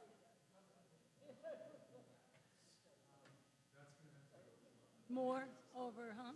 But I don't know, they're not, they cannot for light, right? All right. Okay, Kermit, we're setting you. Come up here right now. By the sock puppet. Kermit, the sock puppet is playing. Okay. I know that. I'm trying to figure out. We got to figure out the distance between you and Julian. And we can take this away now. Right. No, we're not. This is really important. And that light is super bright. I'm standing, I'm modeling Julian. You're modeling Julian, okay. So if I'm here, can you hear me? Yes, you can. No? Nope. Well, I'm not speaking at full volume, but that should be fine, correct? Why don't you go in the back and see? Yeah, it is open. That it sounds to me like it's. Yeah, you got it. You're good. Sounds to me like it's going, but then I'm looking down at my script. Okay, I can do that, and I can hold. That's why I wanted loose leaves, so I could hold them up here if I want to hold it up. What? Speak louder. Okay. How's that? If I speak at performance volume. Okay. Okay. Good. I'll just speak up. That's fine. Thank you. Oh, so you move these down. What's that?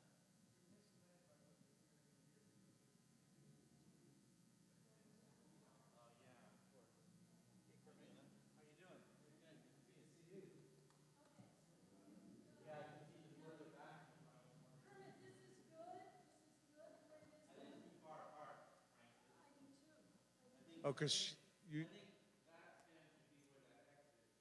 This X? That's. This stand?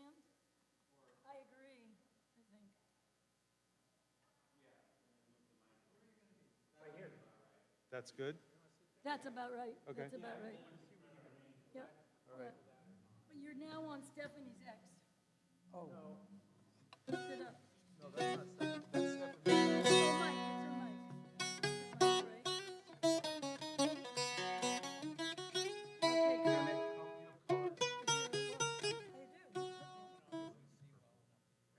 Is this the light that's going to be here? I can see it very well. So Yeah. you're all set? You're all set, Kermit? Great. And this Okay. is on? This mic is on? I'm not going to touch anything, Kermit. Yeah. Okay. Test. Yes, it is.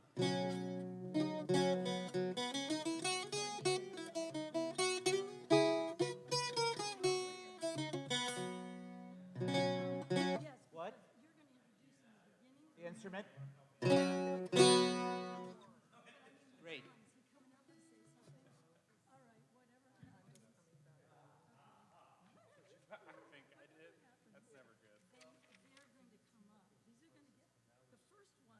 She will come up and stand here, and you will introduce.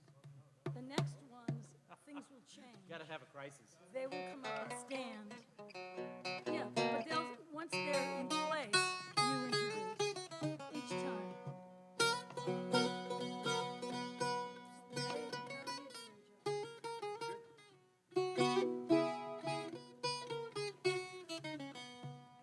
Go over there, see if it's good, and get the angle what you want. Kermit did the angle. What? And will we going back for those seats? Yes. Okay. So we're going, so you're going this way. You're going out there first. Step out a little bit. And then you're coming back this way. You're leading in, Kermit's leading back. Okay. Check, check. Get that exactly where you want. You gotta have it up more, I think. It has to be this far away from you. Yeah, we should mark that maybe. Okay. Did you mark this one for Kermit? Check. Kermit, come up and see if this is right for you. On February 24th of the year 2022. You have to project. Yes, yes. Yes, that's On good. February 24th of the year 2022, a neighboring country killed us all. There How's we that? go. That's better. I can always kick it forward a little bit. That's fine. That's good. Nobody rush. Don't rush. Everyone calm The down. end. Konstantin Olmezov. Yes? Konstantin Olmezov. Let them land one at a time. Okay, don't bring it up. Not in my pants. I always have a bottle in my pants. Yeah, I did.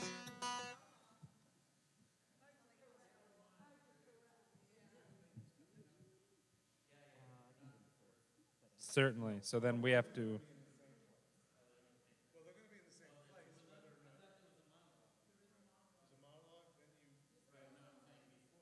There's always a monologue before us. It's like Grecian theater. He gets it. He gets me. Hey, Cheryl, does everybody know that to come at the end and line up? Just drag them up there.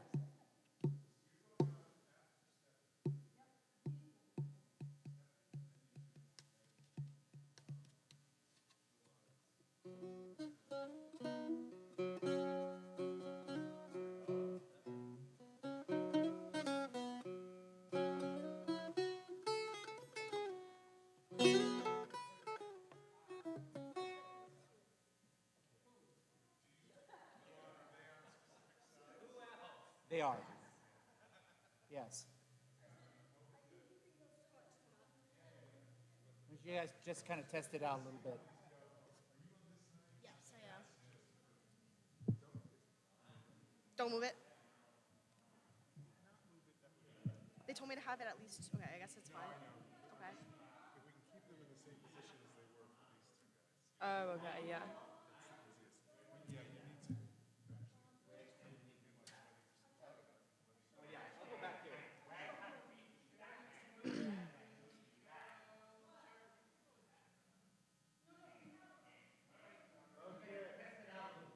Okay. Do you want to start with Oh, yeah. A Kharkiv metro station. We all will die. We'll be dumbly trapped in rubble. Even kids don't cry, but you do. You saw it. You saw it. You saw it. You saw it. We have to wait until it's over. The plane, the shadow, the sound, the explosion. It was far away. But then it turned around. And that's why we hid. But it's still there. And we are here. It was heading right towards us. Should we keep going? I have him. He told us not to bring him up for this, so I didn't. Yeah. Snickers has been We the got point him, of don't worry. contention. I know, seriously. All night. From me? Okay.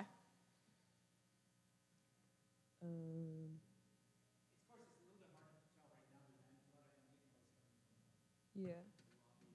It's also empty though, so no one is absorbing. If I keep the mic in the same position, is it okay if I push this back a little bit so I'm closer to the mic?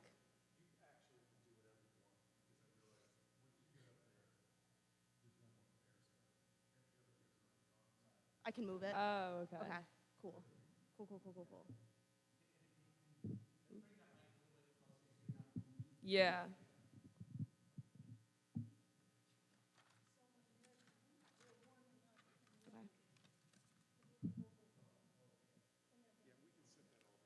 Hello. Okay. Okay. Yeah, that sounds. I can hear myself.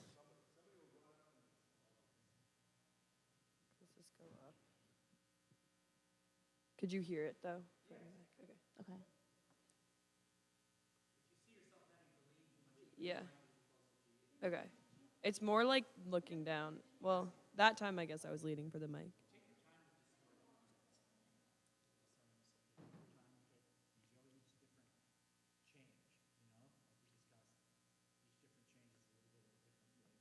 Mm.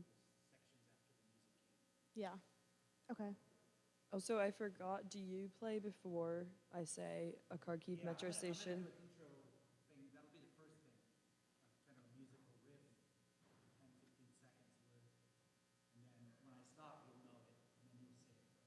Okay. Okay.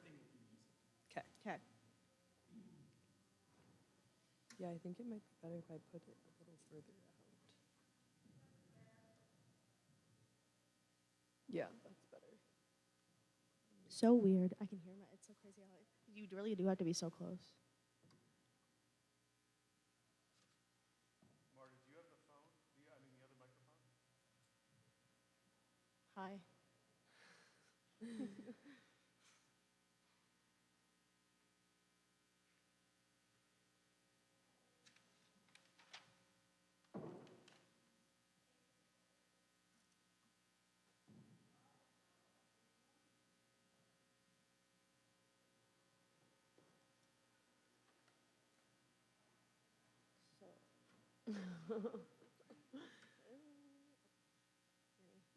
I feel it.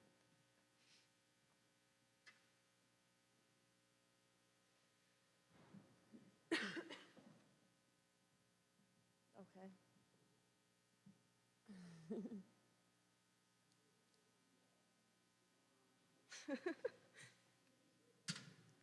Mom. Oh my god. The Zoom fingers. Are you serious right now?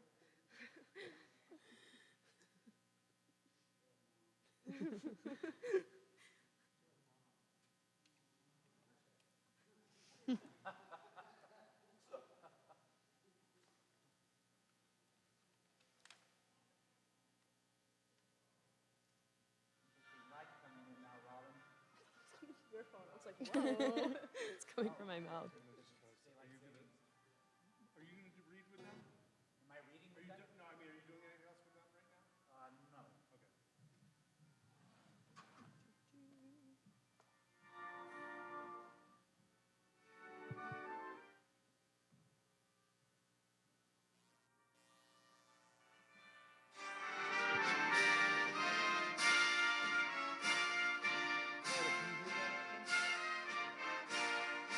Okay.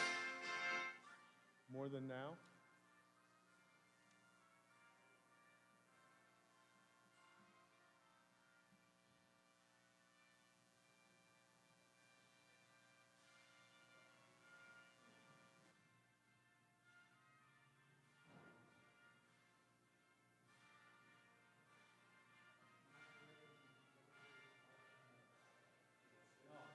Starts at 7.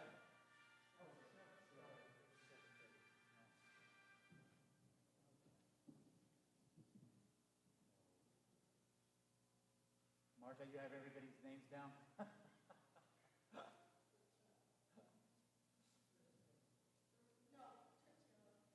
Churchill. Is it Churchill? Oh, it's got the double chur.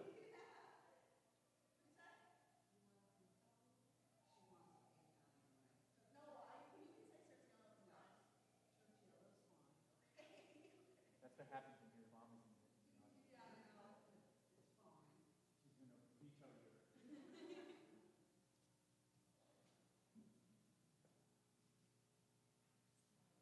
And Gallagher is going to be a tongue twister. People's ears have been silent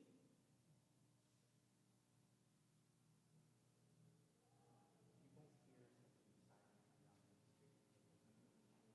I've already seen it happen once. You ready?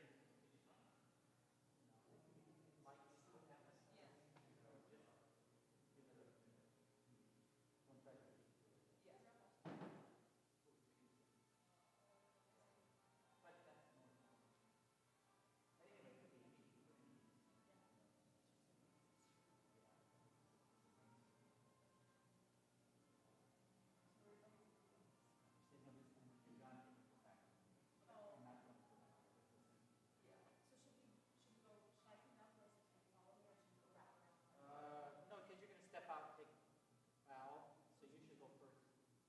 You should go first. So you're just going back to the seat.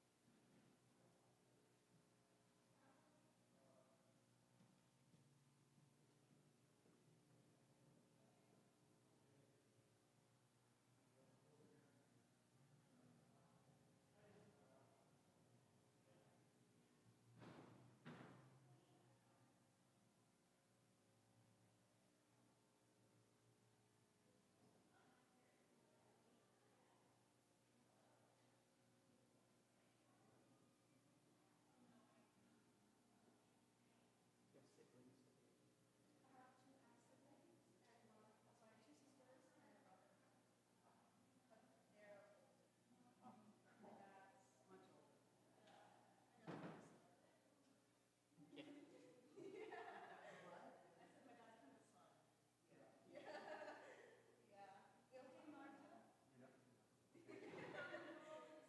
Yes, I don't know. It makes sense. It makes sense if it's a kid. Not really.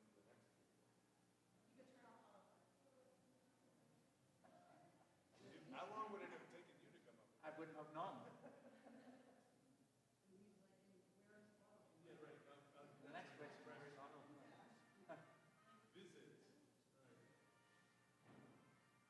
Because if we don't, the Smothers Brothers. That's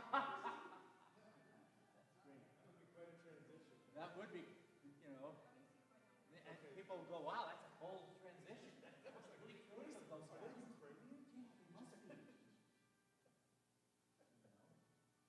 Wait, and they're old. Wow. All right. So you want me to go to where it says turn off autoplay? That'd be fun.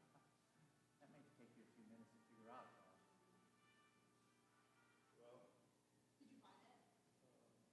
No, I'm tempted to just play with Smarty Brothers. Oh wait, settings. Video. It's in general. Settings, general, playback. Settings. I don't have the general. Playback speed. Quality. How is that? I don't want quality. Okay. What's this? Oh, autoplay is off.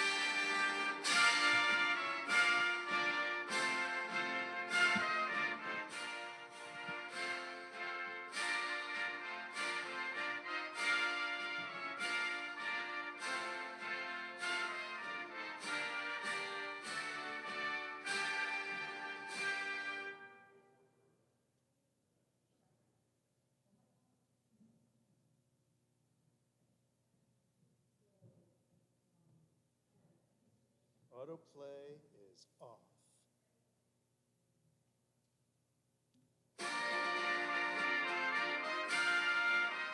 Ready?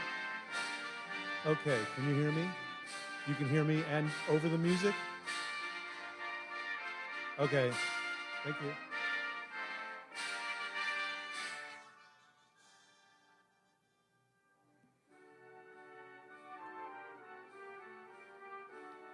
What about now?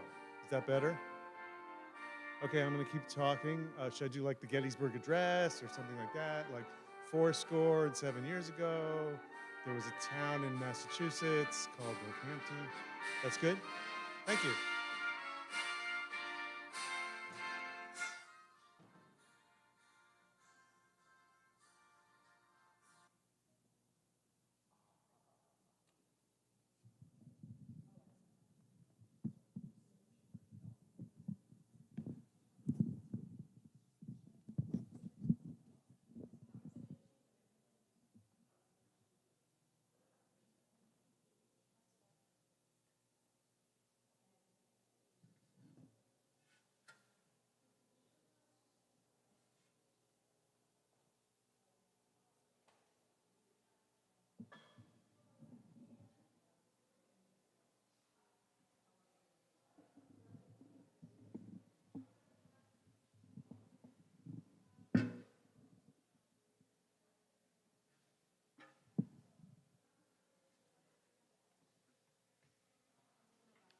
Test, that's good.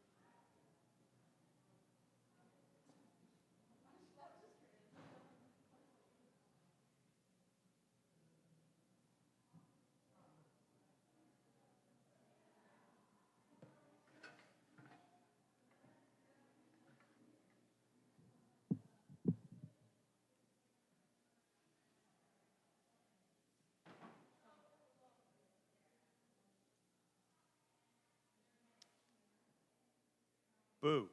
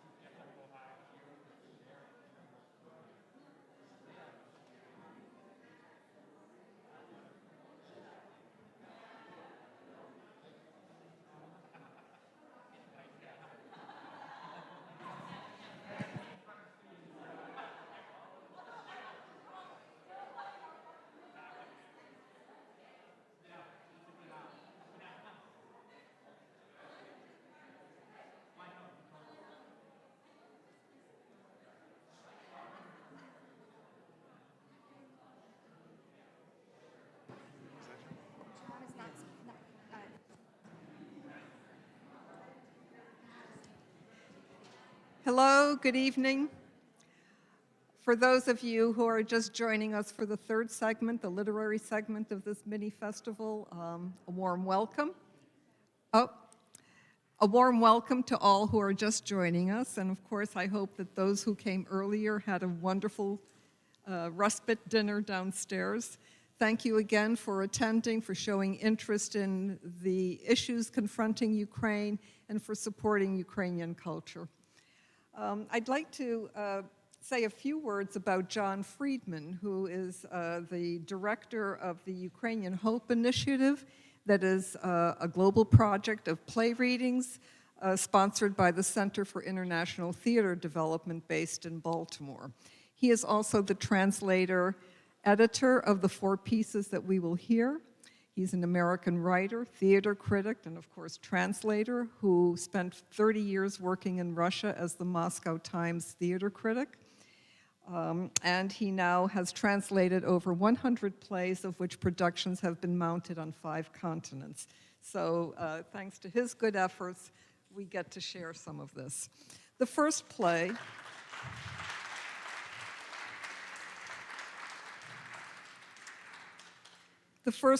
is titled Signs of the Times by Lyudmila Tymoshenko, directed by Ellen Kaplan, and read by Stephanie Carlson. And just a little biographical information. Tymoshenko was born in Kazakhstan, graduated from Ivan Franko National University in Lviv in Western Ukraine. She holds a Doctor of Philosophy degree in Political Sciences and is currently a candidate for a degree in Philosophical Sciences. A multifaceted creative, Tymoshenko has distinguished herself as a playwright, screenwriter, artist, two-dimensional artist, that is, and university lecturer. Her plays have been shortlisted annually for Ukrainian and foreign drama competitions as well as festivals, and the 2 premieres that were scheduled for February of 2022 were alas not performed due to the unfortunate onslaught and devastation. So I welcome Stephanie Carlson.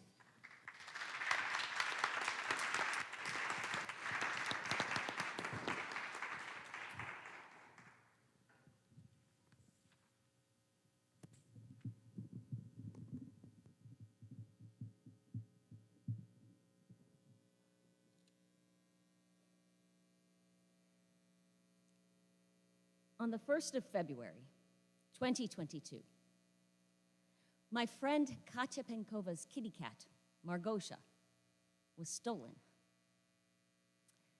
We once had a neighbor, Granny Maria, who lived in apartment number 3, had 8 cats, and smelled terribly of cat urine.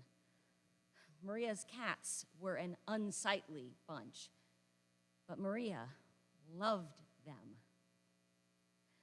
Often, sitting on a bench near the house, she would scratch their fur and crush fleas with her fingernails before wiping her hands on her apron. Their names were quite simple. Meow, Whitey, Blackie, Scratchy, One Eye, No Tail, Little Meow, and so forth. Their quantity never changed, although there was a strict rotation. The ones with tails died in battles, fell under the wheels of cars, were ripped apart by stray dogs, and were bitten by rats. But Meow, Whitey, Scratchy gave birth to kittens a few times a year, so there was no negative statistical trend. Every time one of these residents of apartment number 3 disappeared, Maria wailed for the whole street to hear. My One Eye, No Tail, Blackie is gone. Some bastard stole her. She was so beautiful. We comforted her. Yes, we said she was beautiful. And we would laugh to ourselves because who the fuck needed her one eye? Who, in today's day and age, needs to steal cats from the street. Katya Penkova's Margosha was 14 years old. She needed constant care and regular visits to the vet. Her eyes were bad. She had kidney problems. She was old and gray. I mean, if Margosha had just disappeared, Katya would have thought that her kitty cat had gone on to seek a better place, to climb a rainbow on her way to the best of all possible cat worlds. But no. Surveillance cameras inside the house and yard showed that citizens Alexander Kasyanenko and his cohabitant Anastasia at 6 a.m. on the 1st of February, 2022, took Margosha and getting into a blue Mercedes with license plates AR 969511 disappeared in an unknown direction.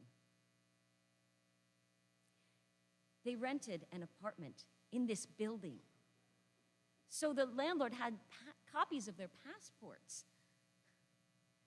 Katya published the data of these two on Facebook, as well as video recordings from cameras and their profiles on social networks. Their profiles soon disappeared, along with their phone numbers on all social networks: Messenger, Viber, WhatsApp, and Telegram too. No car with such license plate could be found. No one saw Alexander Kasyanenko or his cohabitant Anastasia again. Not to mention kitty cat Margosha.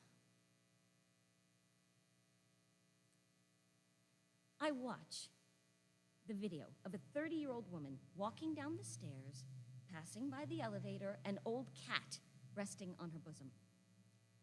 I watch the video of the same woman leaving the entrance and heading towards a Mercedes with license plate AR 969511. A man of 30 or 35 is waiting for her there.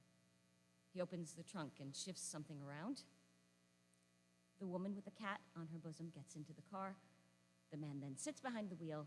The car drives off. In February 2022, the laws of logic ceased to function.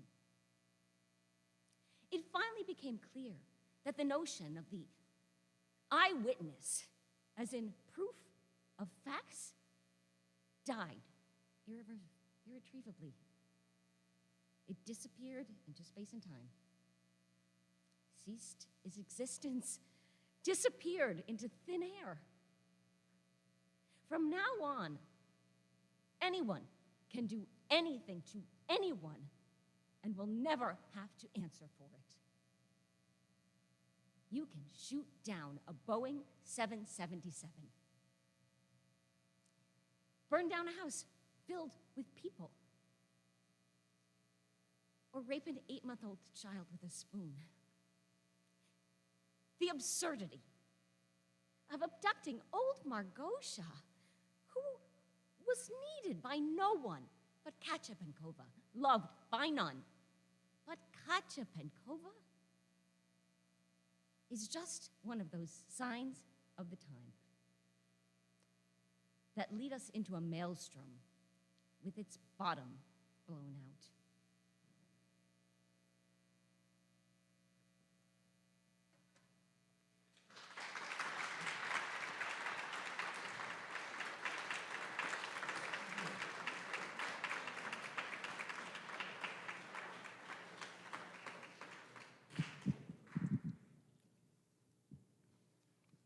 I remind everyone that this evening is a fundraiser. The QR code is active. The text to give line is open. So please feel, if you can, donate to any of our 3 beneficiary organizations, and you can refer to the program to get more information. Our second reading is of Survivor's Syndrome by Andriy Bondarenko, directed by Cheryl Studley, and read by actors Kermit Dunkelberg and Julian Findlay. The playwright, Bondarenko, is a doctor of philosophy, as well as a journalist, and in particular, a cultural observer. He has worked as a researcher at the Center for Urban History of Central and Eastern Europe in Lviv. He also serves as the dramaturge for the Puppet Theater in Lviv, and he's also the co-founder of the Cave Theater of Playwrights. Of the poetic text that we're going to hear today, he wrote in March of 2022 that writing this helped me withstand the shock and the horror of the situation. These were the words that repeated over and over in my head, and then I put them on paper. So many have come together in these readings all over the world. We no longer feel alone.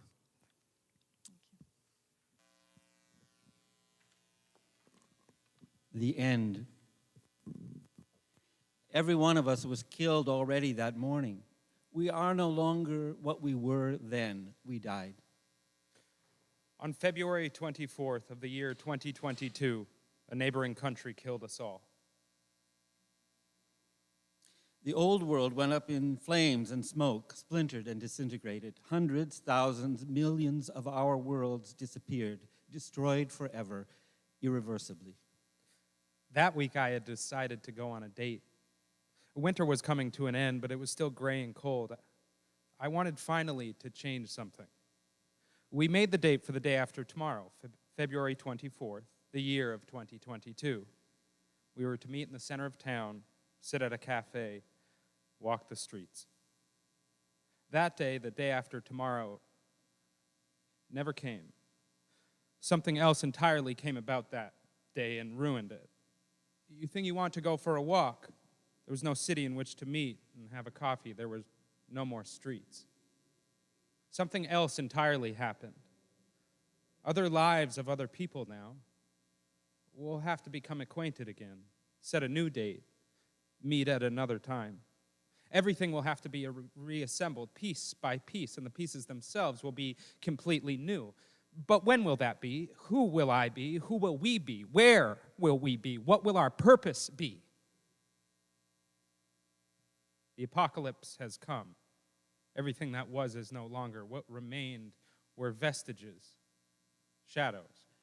We used to watch TV series, drink beer and cognac. We stayed out late at coffee houses, visited friends, bought paperback books, hugged, talked about art, played cards, laughed, danced to music on our phones. We went to the movies, drinking beer and eating nuts. This all disappeared one gray, cold morning, swept into the dark abyss by the sound of an air raid siren.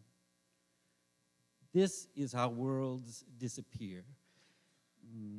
Like a day that never ended, that ended and never came again. Like a flower that clamped its petals shut and never opened again. Like a laptop disconnected from an outlet. Like a sun that set in the west and never rose again in the east.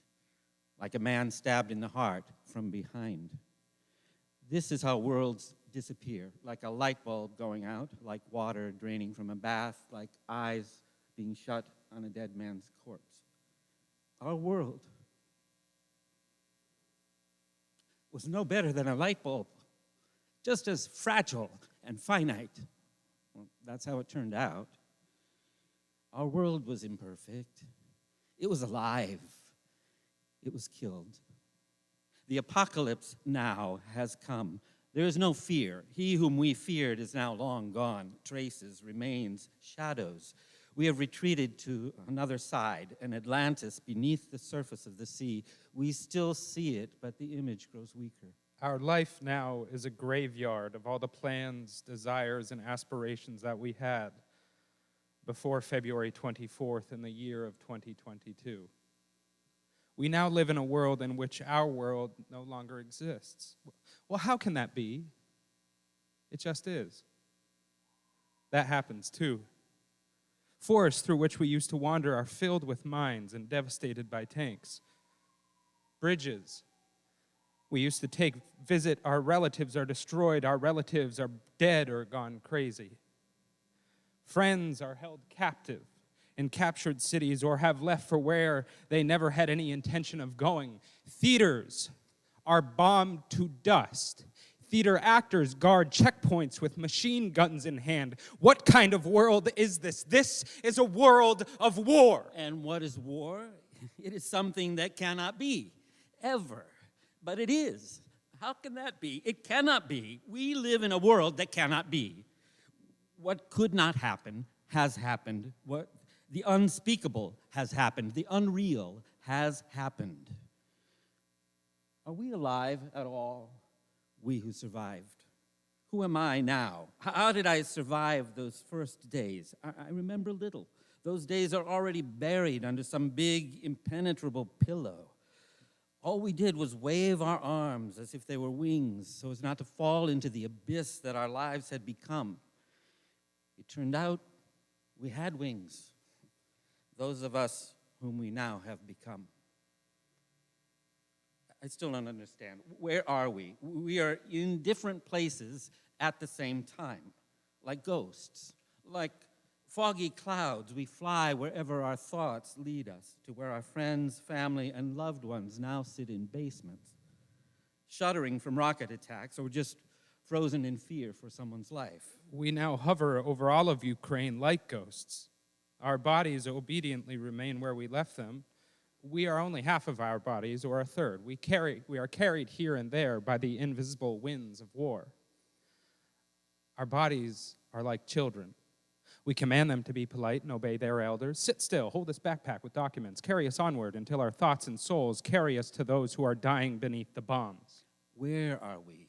Our places and spaces have been replaced, spread out, confused. Train stations function, but they are no longer train stations. Cafes function, but they're not cafes. People sit and drink, but that is no longer drinking. A drunken friend called me recently. Hey, what's up? He was sitting with another friend. His friend had a bottle. They both got drunk. Woohoo! My friend got very drunk. Yes! Sat there drunk and happy, listening to music on his phone. Remembering funny stories. And then he went home and suddenly woke up. He remembered everything. Dark, empty streets surrounded him on all sides, and his windows were taped shut. A territorial defense patrol stood under the bridge. My friend called me. What should I do? He asked. I was drunk, I had fun, and suddenly I woke up. There's a war going on. It's very scary. There's a patrol under the bridge. Why did I get drunk? What's so fun about getting together with music and funny stories if there's a war going on? Don't worry about it, I said. Just hang up and go home quick. Curfew starts in 5 minutes. You'll be stopped by a patrol, and you're drunk. Damn it, he said. Curfew? And I was so happy half an hour ago when I was drunk. Go home quick, I said, and don't drink anymore. I won't. Fuck, said. I won't. He said, and hung up. Those who have no tomorrow should not drink vodka. It's pointless. After all, your hangover will come today. It won't be postponed till morning. We have no tomorrow. There's only one big swollen today. Heavy, gray, swollen clouds spread over the entire horizon in all directions, filling all the cracks. No matter how much you drink, you'll still come back to this today. Nothing lies behind the gray clouds. The road to the future is gone. It must be found again, just as we look for... What? For nothing. Finding your future is finding your future. It's nothing more. Who knows how to look for it? We must learn this from zero, from scratch, from the emptiness of the day's eternal gloom, just as we learn to fly over the abyss by the power of wings we previously did not have. Hanging over the abyss bifurcates or even trifurcates you. I went for a walk. It was around mid-March, a bright, high, dazzling blue sky. The warmth of the sun falling on shrunken faces, caressing them like a mother's hand. A light breeze blows, children's laughter wafts in from somewhere, and your body responds. It responds to this spring around you. Your gait relaxes, a faint smile appears on your lips, but it's just your body. You yourself don't respond. A smile on one side of your mouth, sadness on the other, like an ancient mask. On the one hand, you absorb spring, but on the other, it is not spring. It is a battlefield, a fiery death. Fighters with machine guns now run beneath the big blue blazing sky, the warm sun illuminating an empty tank hiding behind a ruined cottage. A car with refugees is shot up beneath this sun. People buried under concrete walls are dying in the shadow of this sun. Tanks, helicopters, cars, people, the earth are all burning beneath this sun with a transparent fire. As such, you see around you two suns, two skies, two springs. You are here and there, all at the same time. You are bifurcated, trifurcated, for some part of you is neither here nor there, but hangs at this moment over the dark abyss, the abyss of the apocalypse. You now have 3 heads, for you must watch 2 suns in one abyss at the same time. But you have just 2 hands, and they must carry you like wings. Your world is destroyed. You are dead. You are flying somewhere, a stranger in every world on which the sun now shines. You still breathe, but you know not what that means. I breathe, so what? Am I still breathing? Am I breathing for now? Am I breathing already? Did I inhale? Did I exhale? Is this a pause? Or is it the end? Or the beginning? Well, who can say? At this very moment, the Ukrainian mathematician Konstantin Almazov sits in a Russian prison. He specializes in additive combinatorics, a field of mathematics that studies finite sets and their relationships. When, on February 24th in the year 2022, one finite set in which he was currently located, Russia, attacked the other finite set to which he belonged, Ukraine, Konstantin Almazov could not believe in such a new relationship between these 2 sets, nor could he accept it as a fact of mathematics or as a fact of life. But just 2 days later, he both believed and wished to escape from the finite set in which he was located at the time, but it was too late. And on the way to the bus, he was arrested because he was recognized. Some element of his present finite set handed him over to the police, and the police arrested him for the simple reason that he wished to escape from the finite set in which he was located, although that was no crime. And yet they still imprisoned him because he had said out loud that one finite set was wrong to attack another finite set. Now Almazov sits in a prison cell, hanging over the dark abyss. He sits and sits and sits. He sits more still, then sits, sitting, sitting, sitting, sitting, sitting, and sitting. But stop! No more. No more sitting. His hands could not bear it anymore. Konstantin Almazov, a Ukrainian mathematician detained and imprisoned in Moscow for trying to go home, committed suicide while in a prison cell. Or at least that's what the news told us. His wings could not bear the weight. More precisely, they were clipped. Thousands are falling into the abyss at the moment I write these words. Why do I write about the mathematician Konstantin Almazov? Probably because he had been there in someone else's finite set. It is much more frightening than here, although I don't know that. It's scary everywhere. At the precise moment that I write these words, people in Mariupol are praying not to die deaths as horrible as their neighbors have already died. They want to die instantly. They have no doubts that they will all fall into the black, dark pit to which they currently cling. Their spring right now consists of nights spent living underground without heat, without food, without water. Their spring consists of days of death under bombs, days of burying corpses beneath the entry to a high-rise building.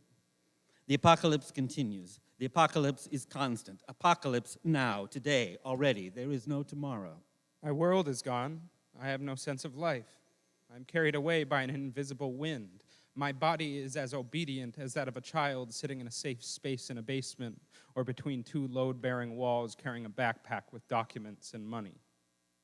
With obedience and fear, my body waits for me to return from the fiery spaces of spring where people are dying, people dear to me, though I don't know them all, people who no longer have the strength to fly above the black abyss, whose limbs have been cut off, who fluttered like wings to the bitter end in the emptiness of the apocalypse.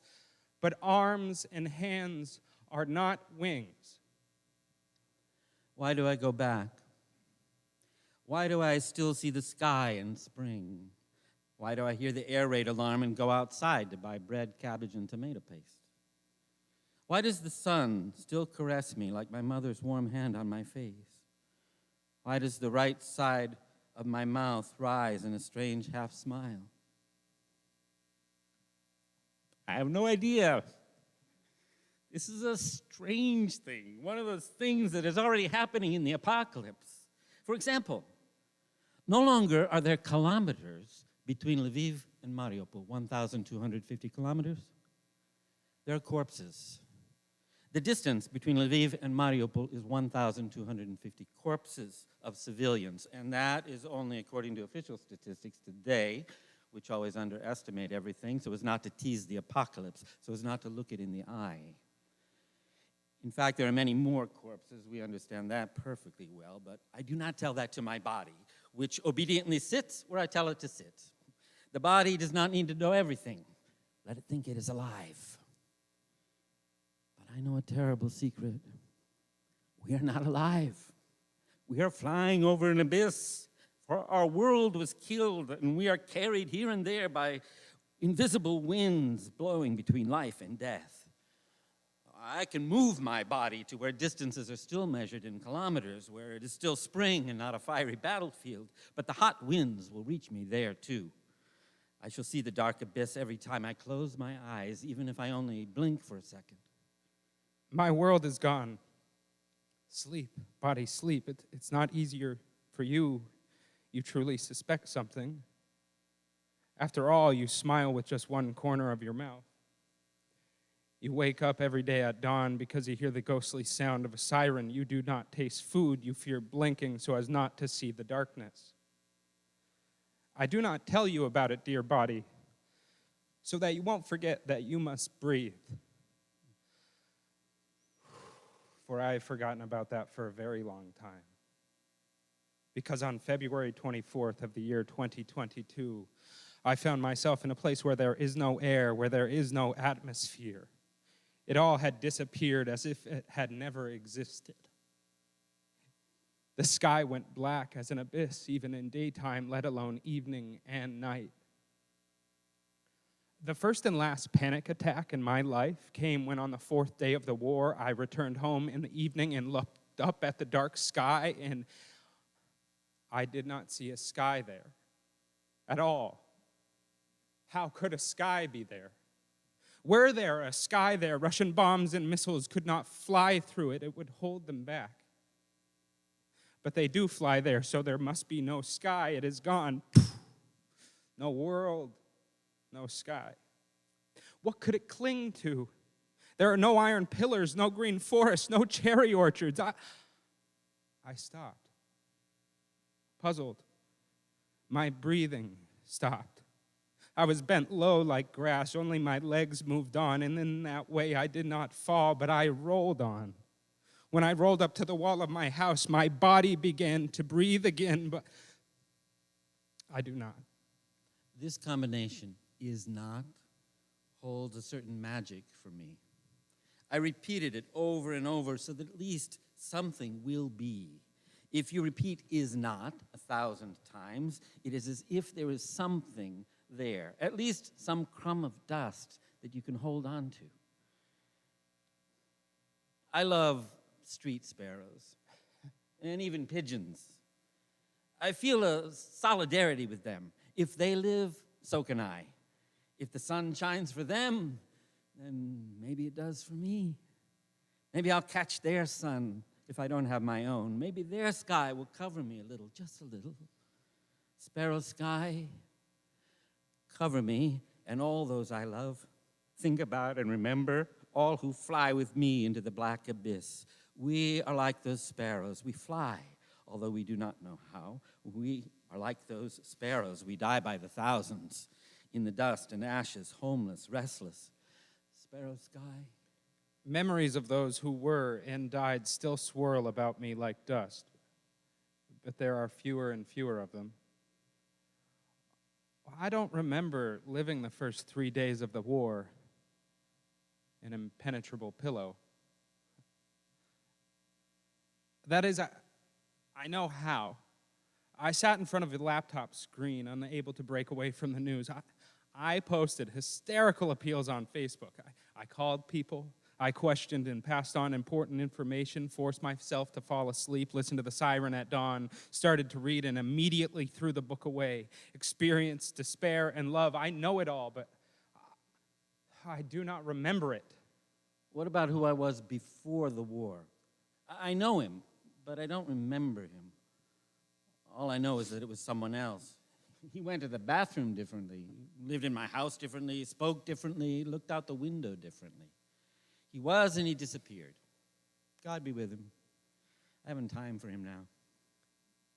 Mariupol, Bucha, Hostomel, Irpin, Vasilkiv, Sumy, Oktirka, Cherniv, Izvium, Popasna, Volnovakha, Kharkiv, Kherson, Mykolaiv, Bashtanka, Voznesensk, Makariv, Chornobyl, Enechodar, Donetsk, Luhansk, Krim, Crimea, Krim, Bakhchisarai, Jankoy, Simferopol, Sevastopol, Melitopol, Yalta, Berdyansk, Kramatorsk, Sloviansk.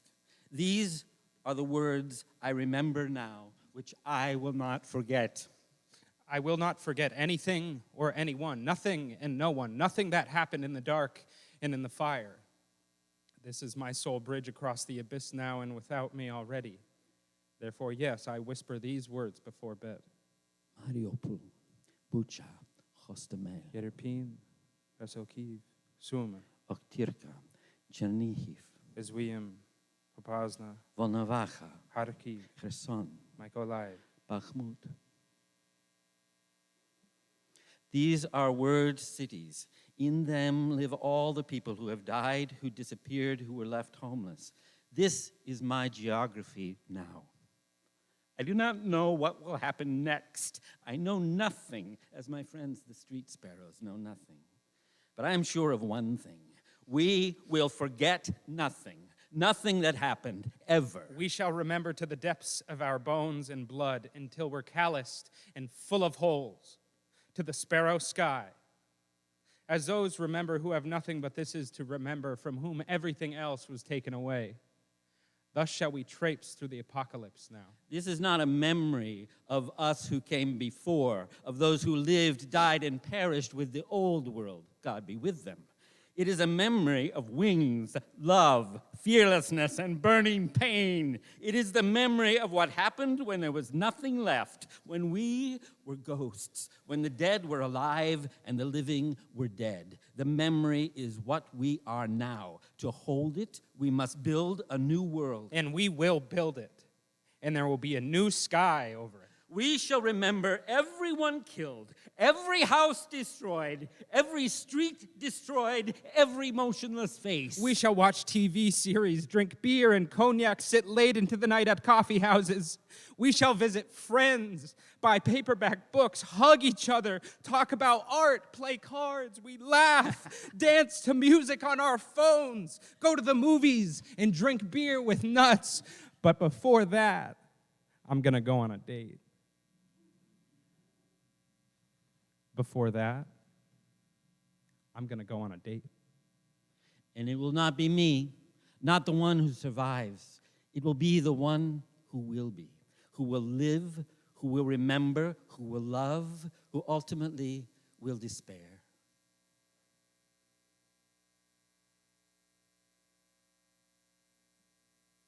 The beginning.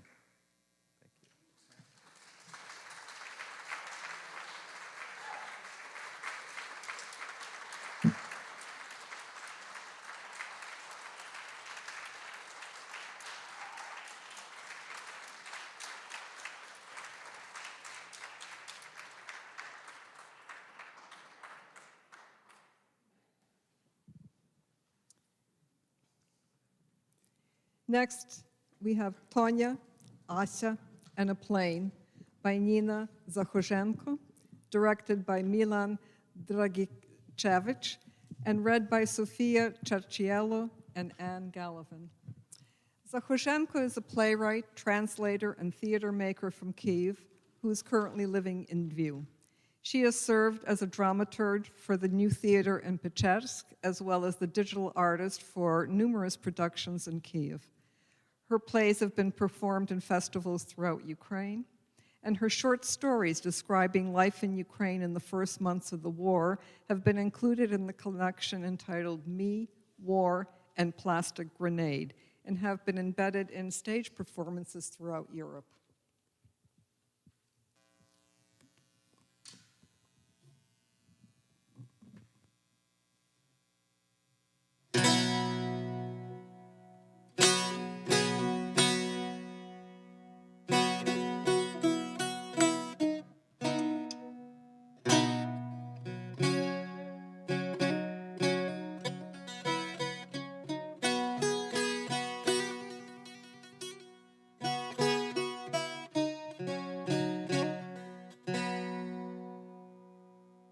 A Kharkiv metro station. We all will die. We'll be dumbly trapped in rubble. Even kids don't cry, but you do. You saw it. You saw it. You saw it. You saw it. We have to wait until it's over. The plane, the shadow, the sound, the explosion. It was far away. But then it turned around. And that's why we hid. But it's still there. And we are here. It was heading right towards us. Take the Snickers, it must help. And now listen. The metro is a fortress, the fortress of our own. We've been lucky enough to get here. We're still alive, we're in a secure shelter. Here we could survive a nuclear winter. Here we are safe. And here nobody would get to us. We'll stay here until it's over. Do you promise? I promise. Now I'm gonna go call Alec. And Mom. And Mom.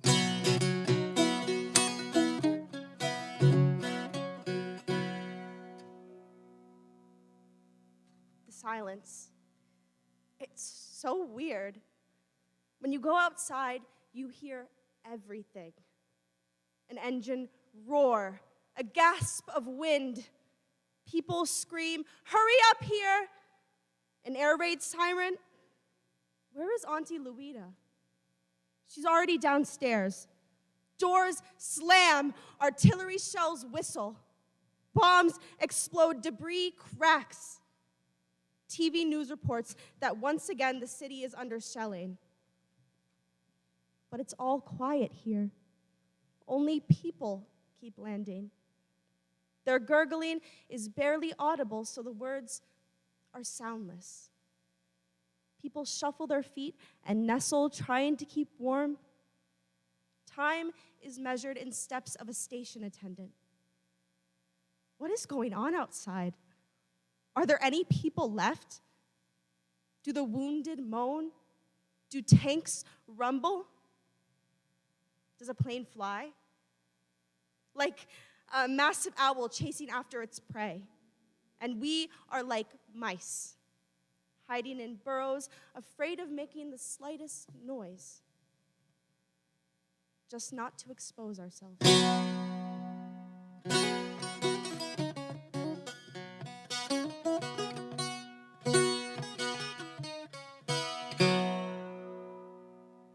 Mom's crying. She wants to come. I found a place for us. I told her to stay in Italy. We'll have cookies and food. Roads are dangerous, and we'll get by on our own. And here we'll sleep. Alec joined the territorial defense. By turns or top to tail. Alec says we should get out. Like in our childhood. Because it'll only get worse. Come on, get inside.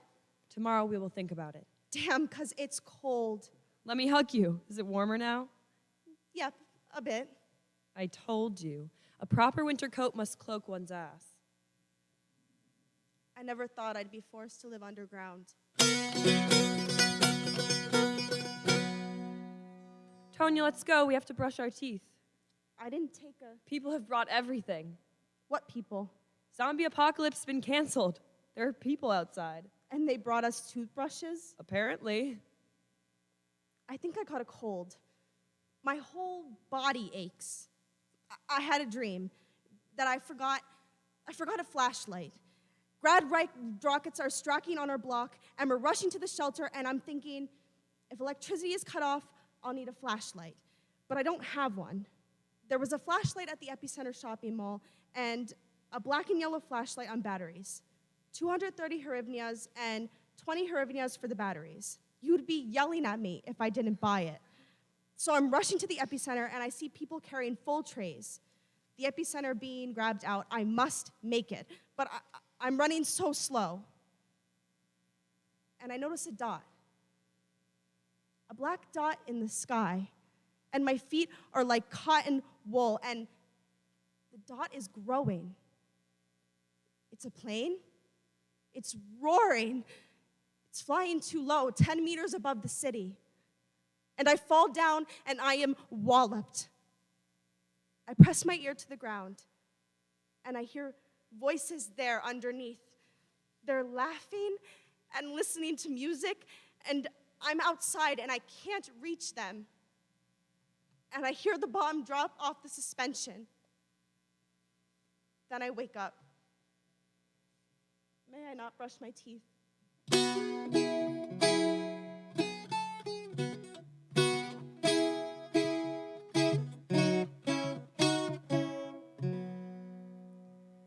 Truth or dare? Truth. So, did you buy a flashlight when I asked you to? What the hell, Tonya? I went to buy it. I went to the Epicenter, and I was looking for a flashlight and for an adhesive tape and wires. But what I found was a coffee table, so bloody stylish, red and made of metal. And I thought, did you buy a table?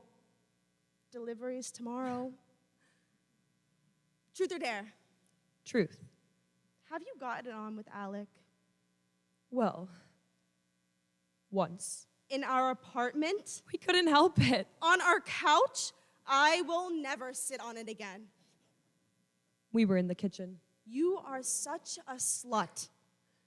Truth or dare? Truth. Are you jealous? You're nuts. Did you like him? Come on. Have you got it on with anybody at all? I'm not jealous. That is my answer. Have you got it on with anybody at all? My turn. Tell me the truth. Are you a virgin? Truth or dare? Truth. When will this all end? Dare. Do you think it will last a long time? Dare. Will Mom come? I told you, dare. Do you think our apartment is undamaged? I think, dare. But is there still shelling? How would I know? What shall we do? Tonya, dare.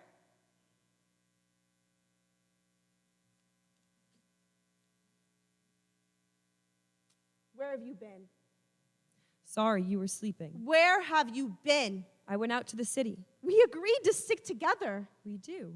Did you go to your lover? You're busting my balls. Did you? That plane has been shot down. What? The plane, which we saw on the first day, it's been shot down. It burned down. It's gone. Everybody saw it. Is there still anybody? The other planes will also be shot down, one after another. I gave Alex some stuff in blankets. He says the guys feel powerful. They slay like war gods. And there we are, today's plane. Such a fiesta. You still have your lipstick on. So what?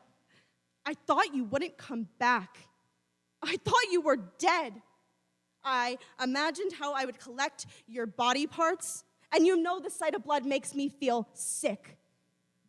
I won't collect your body parts. Your guts will be scattered around the city until stray dogs eat them, all together with the lipstick.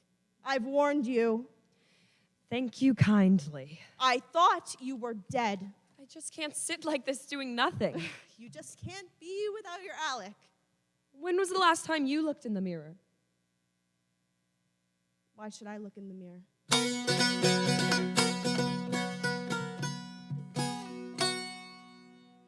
Latte. Latte? Risk it. Coffee shops have been opened. Did you bring a Snickers? It's sunny outside. The snow melted away. There's a guy playing the guitar on the square. Did you bring me a Snickers?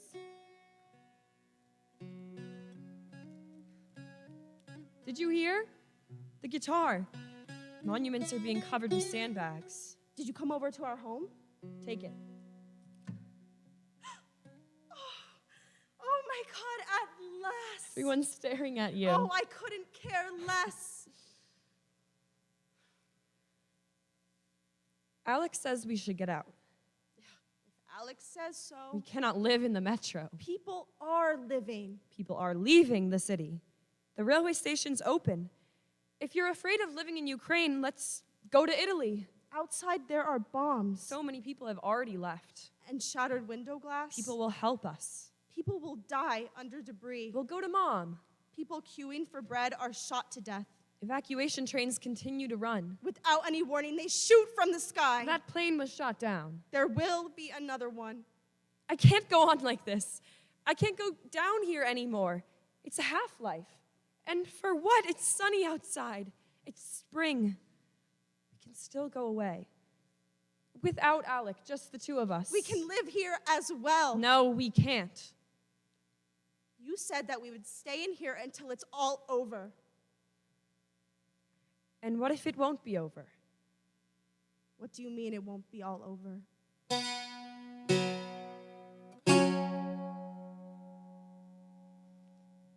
Time has stopped, and it won't move on. Aerial bombs killed time. Time was raped, collectively and on purpose. Time is lying in a well and waiting until spring waters usher its body to the surface.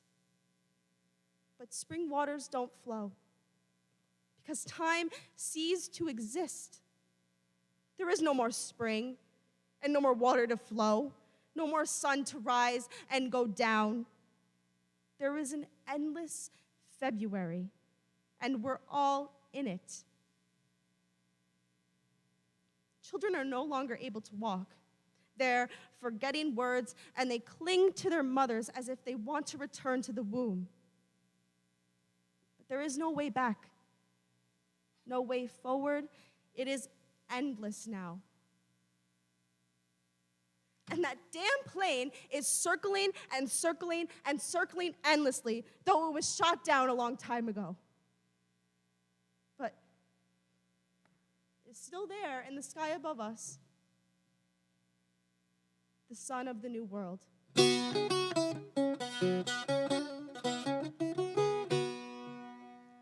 I'm working in the kitchen. You and the kitchen? What's so funny? I hope you feed the enemies. Very witty. I'm slicing vegetables. Such therapeutic stuff. Cooking's done by others. And during an air raid? Well, an air raid it is. Guys still need to eat. So guys. And girls, too. Everybody needs to eat. Girls cook, boys fight. Then they all fuck. By the way, you have somebody to bring you food, too. Though you've got both your hands unharmed. I'm glad you and Alec have found each other. I haven't seen him in a week. But you're eager to see him.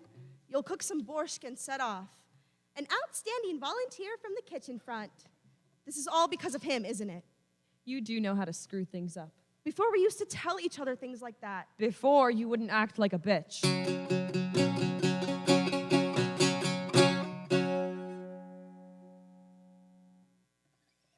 Why are you here? I brought you a Snickers. We have food in here. Food brought by people who go outside. What do you want? I want you to talk to a psychologist. Fuck off. You've got a problem. And you've got Alec. Alec doesn't answer my calls. What's up with him? Tonya, if you go on like this, you may stay forever in the underground. You promised you would be by my side. I am by your side. You promised that we would stay in here until the danger is over. It will never be the same way as it used to be. We need to wait a little bit longer. The coffee table won't be delivered. Not today, nor tomorrow. I need guarantees. There will be no guarantees. And there never were. It's just we didn't know about it. But now we know. At any moment, any place on Earth may be attacked by a missile. And there's nothing we can do about it. Terrorists steal a plane to crash it into a skyscraper. Mad adolescents buy weapons on the internet and shoot their classmates to death. Destroyed Syria is starving to death. But busy white-collar workers have already put away the newspaper so they could finish their sandwich. All of this is happening right now. It's just that from now on, it's happening to us too. We need to adjust. I don't want to adjust.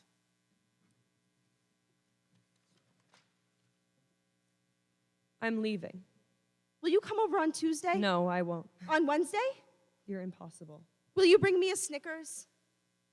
Goodbye, Tonya. Okay, Friday it is. 2 Snickers and a latte. Do you hear? All right? On Sunday? On Monday? I'll wait. On Tuesday? On Wednesday? I don't count the days. Come whenever you want. I'll wait a little bit longer here. This is the fortress of my own. It is very important to stay alive.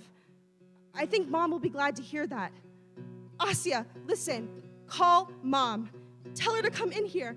You and Alec too. Come on, we'll live together. You won't need to go outside. I won't need to collect your body parts and recognize you by the lipstick. The sight of blood makes me feel sick. Asya, can you hear me?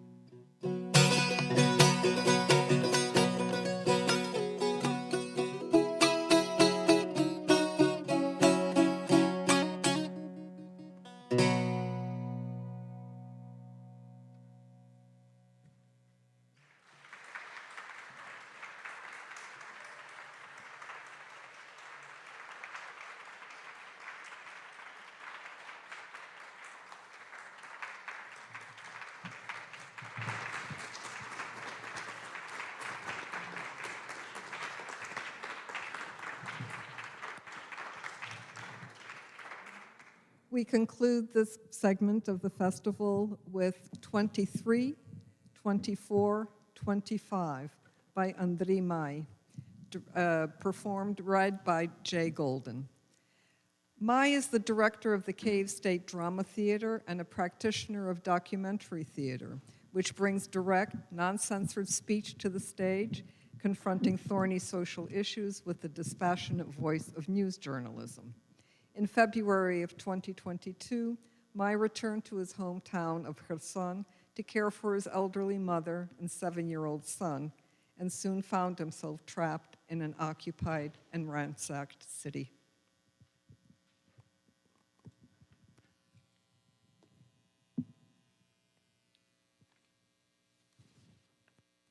I swim.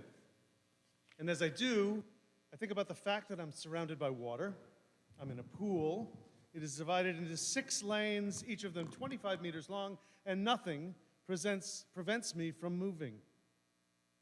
I swim 45 laps of 25 meters each, and I think My age is 65, and 25 meters is a fairly short distance that allows you to swim without much stress. I can always pause because I'm just swimming in a pool, and every time one can set a new record. I swim with my grandson. He's 7. He never lags behind. On the contrary, he tries to get ahead of me. And this evening, as always, he succeeds.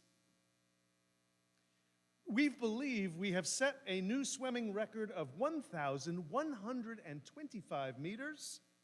And after we shower, we get on the scales. I weigh 186 pounds, and I say I want to lose weight.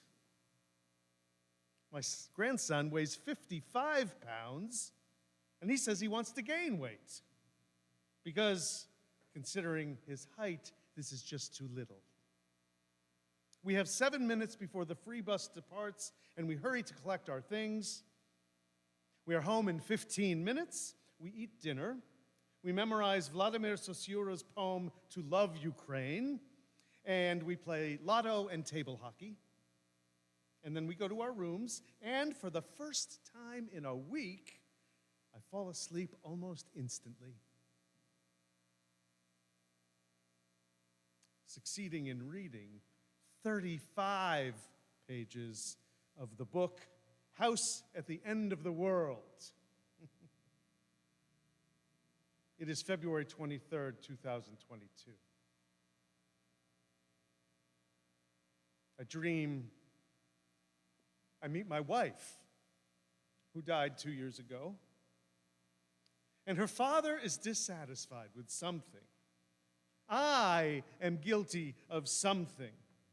She smiles. I can almost feel her touch.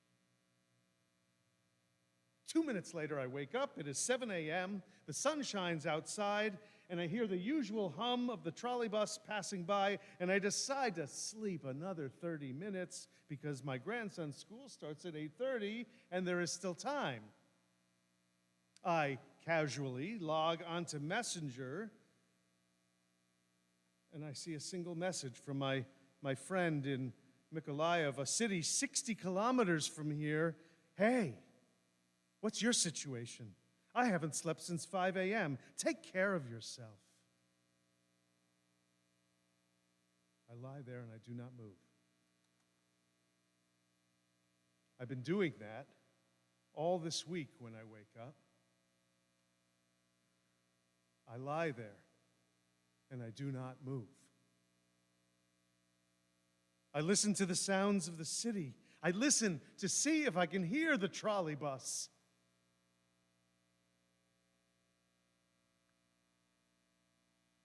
Well, the sound always gave me confidence that everything is good, that peace reigns just outside my window. My body still smells a little bit from bleach from the pool. That's always what happens when you swim for a long time. I don't move. A trolley bus passes by. I open a cardio program on my phone that counts my heart rate.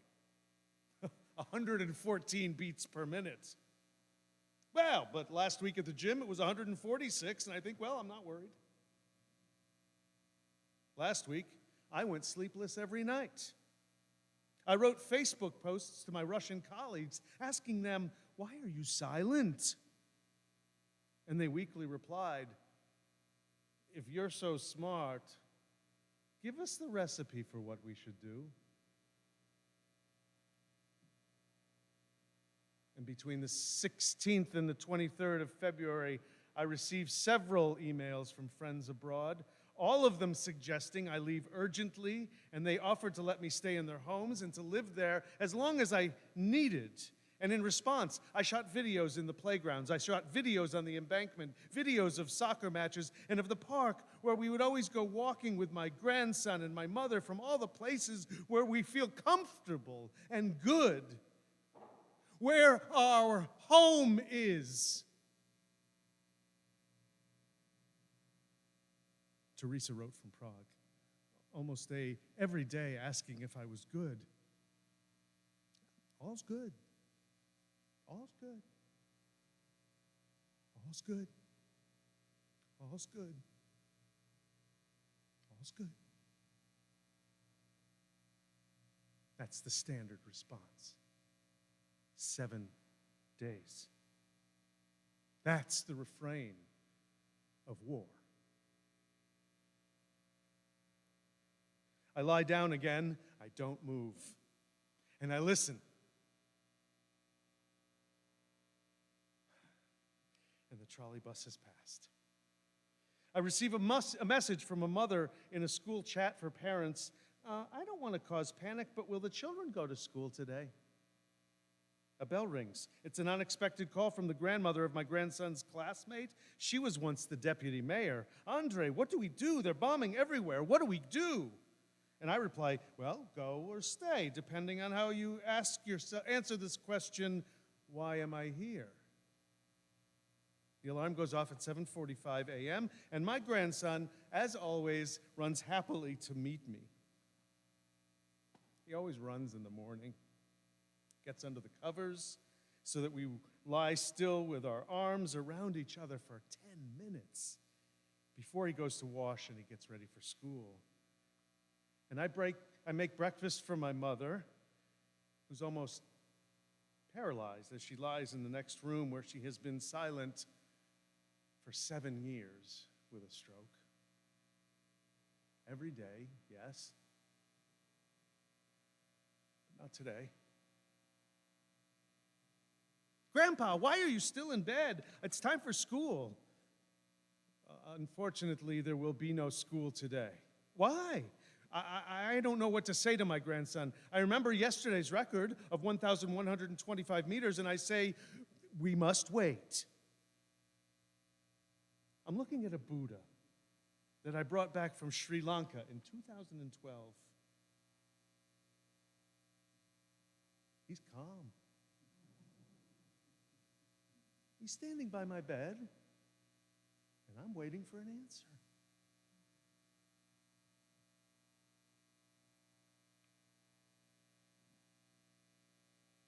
On one day, when humanity was waiting for the end of the world in bewilderment,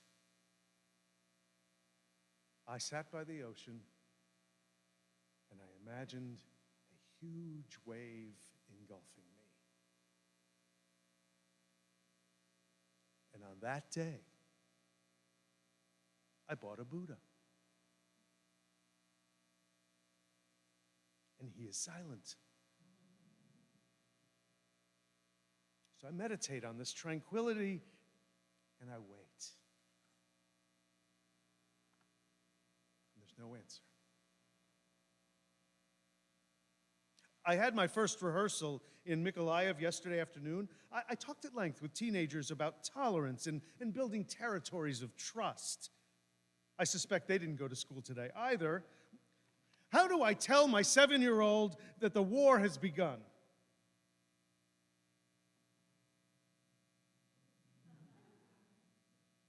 The Buddha is silent. I can barely feel the pool chlorine anymore, but I take a shower. 1 minute cold, 1 minute hot, 1 minute cold, 1 minute hot. 10 minutes of a high-pressure contrast shower. And then we have breakfast. My grandson, the war has begun. What do you mean? It's war. The enemy has attacked us. Russia? Yes. What are we going to do? What are we going to do?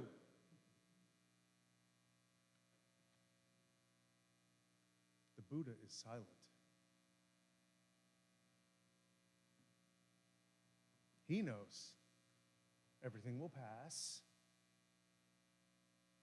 but we don't know when. So I call our housekeeper. A few days ago, she went home to her village 60 kilometers from here, not far from Crimea. The Russian army is here already. We left because there's a dam in our village, and they started blasting, and if they blow up the dam, the village will be washed away. and the Buddha is silent. We go to the supermarket every single day because we have no food in the house. And there are almost no lines, and people politely fill their baskets, leaving food for others. So I buy the ingredients to make borscht. I cook borscht as I simultaneously look for a taxi that will take us out of this city. And all of the taxis refuse. So I cook borscht. I cook borscht. I cook borscht. I cook borscht. I cook borscht. All's good. All's good. All's good. All's good. The website of the Ukrainian Railroad shows that there are 3 tickets available for the 6:13 p.m. train. So we have lunch and we get ready. A neighbor will drive us there in his old car. We are at the train station in 10 minutes. It's dark. Crowds of people, everyone waiting. There is not a single railway worker at the station. Everything's closed. Everyone waits.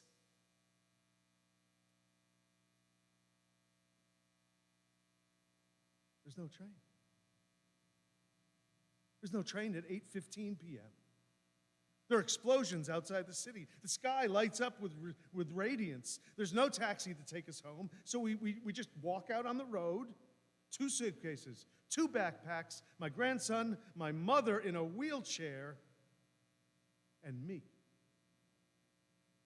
And this blissful 17-year-old guy standing next to the taxi drivers who wouldn't drive us, and they wouldn't take us anywhere. He says, "I'll give you a ride." So I accept. We drive down the main prospect to the central square, Freedom Square. And my grandson starts to cry. "Grandpa, I don't want to die.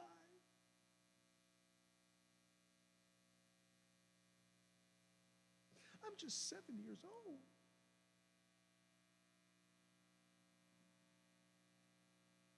And I hug him as tightly as I can. And I feel the warmth, and I witness the wetness of my grandson's cheeks. And I think about the pool yesterday. We swam together in lane number 4. We swam together for 1,125 meters, and nothing got in our way, so we set a record. Such was the world of small joy. Our world. Our blessed driver is waiting. The sky sparkles with explosions. The Buddha is silent. I hope he cries. Like me, so no one can see it.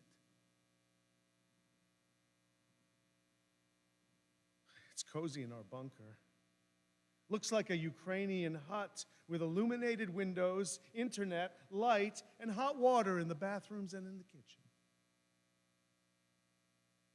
It's good when theater management invests in its own real estate. A theater bunker. On 25 of February, actors, directors, support teams, children, dogs, cats, and toys all gathered here at the signal of a siren. And we spent more than 3 weeks here until on March 19th, the 3 of us, my grandson, my mother, and I, suddenly left with a nameless taxi driver for safe territory. And all that time, the stage was littered with remnants of the scenery from the last performance, which had the symbolic title of Eternity and One More Day. A long, long, long, long, long table. Looks like the Last Supper, where we all sat and we talked until the children went to bed. And then, around 1 a.m., someone struck up the national anthem.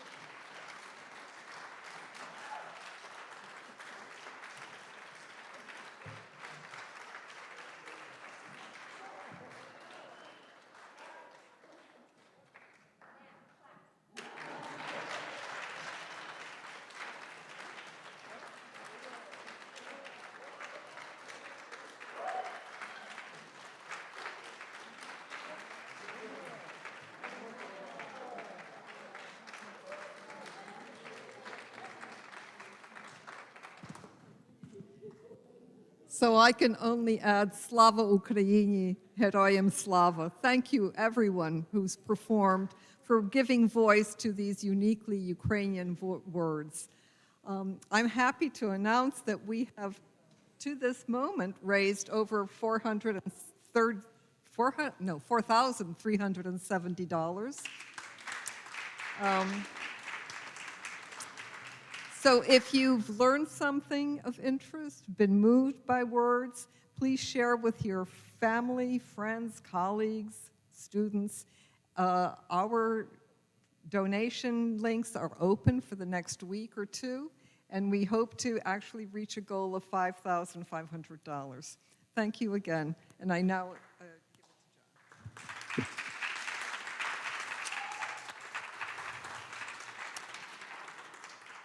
Thank you, Marta. This is the last part of our evening. This is Community Talkback. I'm going to welcome Polly Byers up here on stage. Polly works for the Karuna Center. The Karuna Center is an extraordinary institution here in the region, and Polly is a skilled facilitator of discussions. We're going to get you a chair.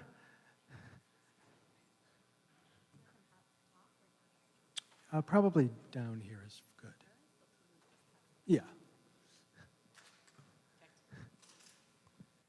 And this is an opportunity for you to ask questions either related to Ukraine itself from the earlier panel, and we have a couple of the folks from the panel this morning, or you might have questions about the plays and what you just heard, the extraordinary readings, or you might have questions about what you can do on behalf of Ukraine. So those are basically three different categories of questions you might have. I'm going to pass this over to Polly.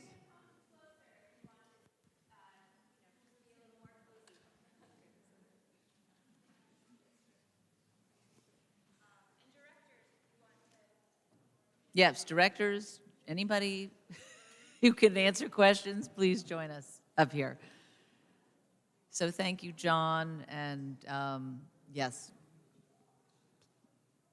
join us. And I think this is just a time really for all of you to share thoughts, questions, reactions to these powerful 4 plays that we've all just listened to and had the privilege of being here for. I certainly feel very honored to be here just to facilitate this discussion. And really that's all it is a facilitation to hear questions from all of you. Thoughts, reactions, anything you want to share. I just want to first pass around so everybody can introduce themselves and then start right there.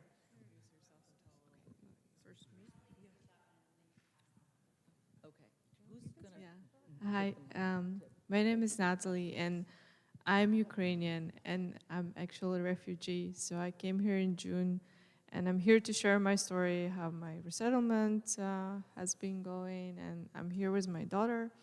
So thank you. Hi, my name is Sarah Bedford. I'm the New American Program Director at Jewish Family Service, one of the recipients of donations this evening, and I'm really grateful to the directors and the players today, and here to share about what's going on at JFS with Ukrainian arrivals and answer any questions about what to do locally here in Western Mass. Hi, my name is Nara Narimanova. I'm from Ukraine, Fulbrighter. I came here in 2021. I study master's program at UMass. Will graduate this May and work intern for the Smithsonian Rescue Initiative team for already a year. So if you have any questions, yeah, I would be happy to answer, but I would, I appreciate the people earlier reading all of these 4 plays. I get like personal connection, like from every play. Second play just hit me, so thank you. My name is Bogdan Prokopovich. I was on the earlier panel, and I'm an uneducated consumer of art. but I was speechless, so thank you for great delivering this performance. Again, I'm Ukrainian. I talked about my work earlier. We have another panelist, Alina. She's sitting there, like who was with us on the panel. So, yeah, we're looking forward to to having this conversation. Thank you again. Great. Is this on? Yes, okay. So thank you all, and I think this is really a time, I mean, if you have questions, because we have panelists from the earlier session, if you want to ask that, or about the plays. I think they were all really powerful, and I think resonated with us all in very different ways, and it certainly documents the power of the arts. I mean, it's, it's very well done, I think, evening to have had that first presentation, talking more, his story, about the history and the background, and then having these three very different, very powerful plays. So with that, it's really to hear questions, thoughts, reflections, responses from all of you. And I think you had your hand up.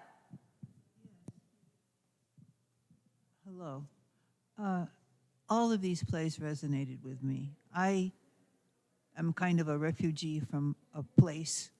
A little louder. I am kind of a refugee from a place. Also, I was in the Iranian Revolution. And what I heard today brought back many memories of fear and also culture and understanding and what it was like every day to not know what was going to happen. That's really the scariest thing, because you just don't know from day to day whether you will be here or you will not be here or you will be somewhere else or you will be wherever, It was very, very, very scary. And so I sympathize from the bottom of my heart. And I'm also a Slav, Polish descent. Any reactions? Any of you want to comment or respond?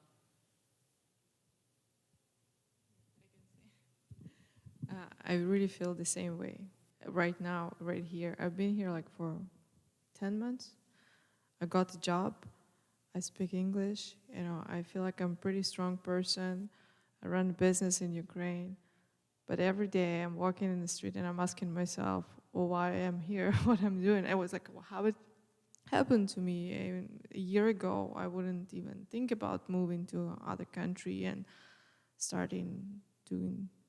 living a new life, especially with a kid. And so it is completely true. No matter how strong you are, you're lost. That's Other questions or just reactions that you want to share?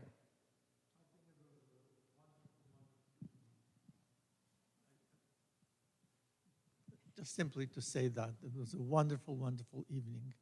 Very compelling, very deep, very persuasive. It was really a magnificent, magnificent day today for us, so, as Ukrainians.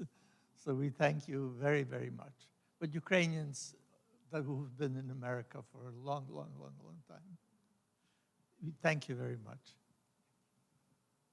Yeah, I think it was a well organized, to all of you who have put it together, a really well organized and thought out event, and with these powerful 4 plays, I think it hits everybody, Ukrainian or not, pretty powerfully. I just have a question about the plays. Were these, I may have missed something at an intro or something, but were these 4 plays done elsewhere at the same time? Were there just 4 plays and they're being done at various events, or was it just for this? So I can answer that one. So this is part of Ukrainian Hope Initiative, which was started here in the United States. It started with commissioning plays from Ukrainian playwrights, made them available in a database after they were translated into English for companies throughout the United States and around the world to actually do events like the one we had tonight. So there have been more than 250 events like this across the United States and across the world. And these plays continue to be produced. I would say at least once a week. There was one just a little while ago at Lincoln Center that was produced with some famous star power. But we have had our version here in Northampton. Well, the database contains approximately 25 to 35 different plays. And so we asked the directors to actually choose which plays spoke to them as directors. And so they chose a couple, and then we sat down and we looked at their choices and we said, what might fit together nicely? And so we kind of curated the plays that way for an evening.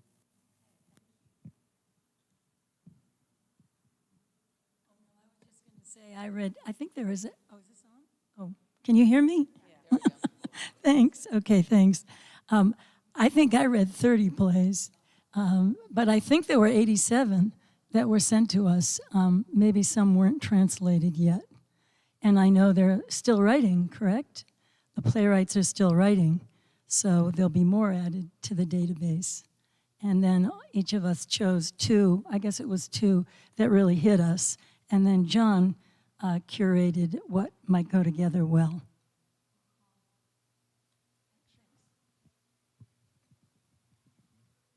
So I'm just wondering if, are the plays available to be reread?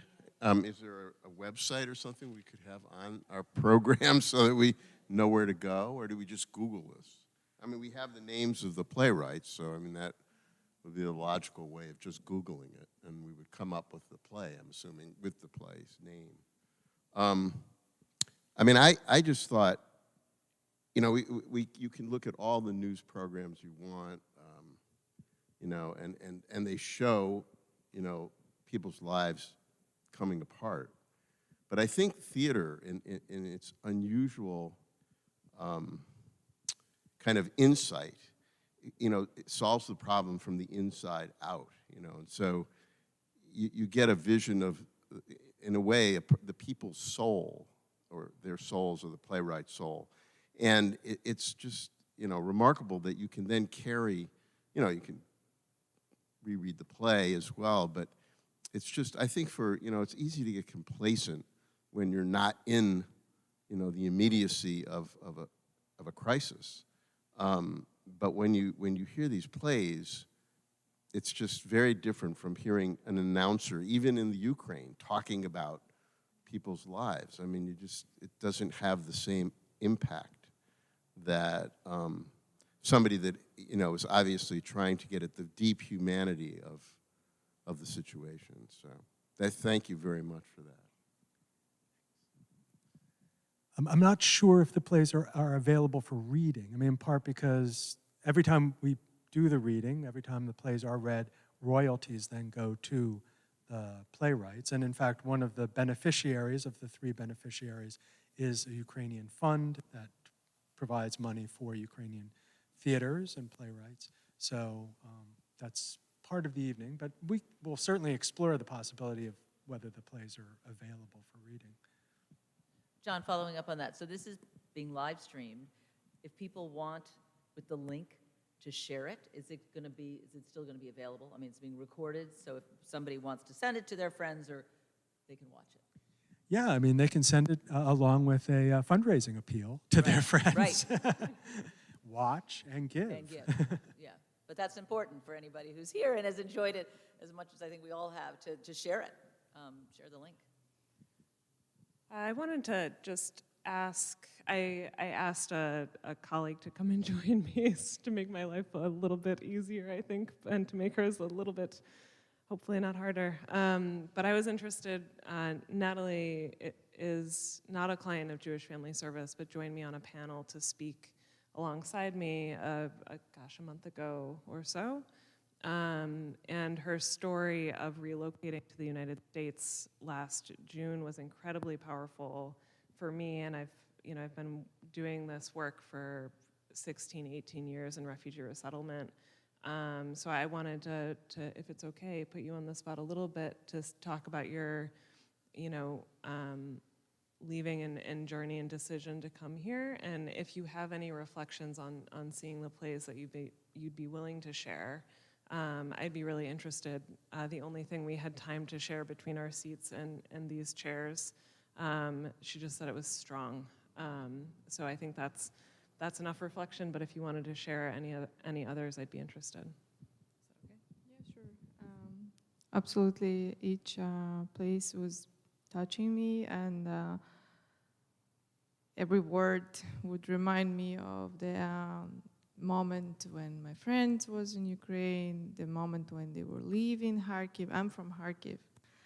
And the one play was about the metro station in Kharkiv. And I had the same situation with my friends who lived in, they moved from their apartments in February 24th to the metro stations. And by the time when they it was about 2 months past, they reopened the metro station. So metro started running, and people had to go back. But many of them, they had trauma. They were afraid to go out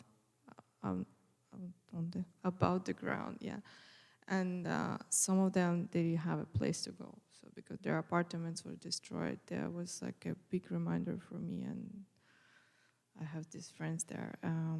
And talking about my story, I moved from Kharkiv a little bit before war started, and I was in Germany, and I couldn't believe that the war will happen, but unfortunately it did.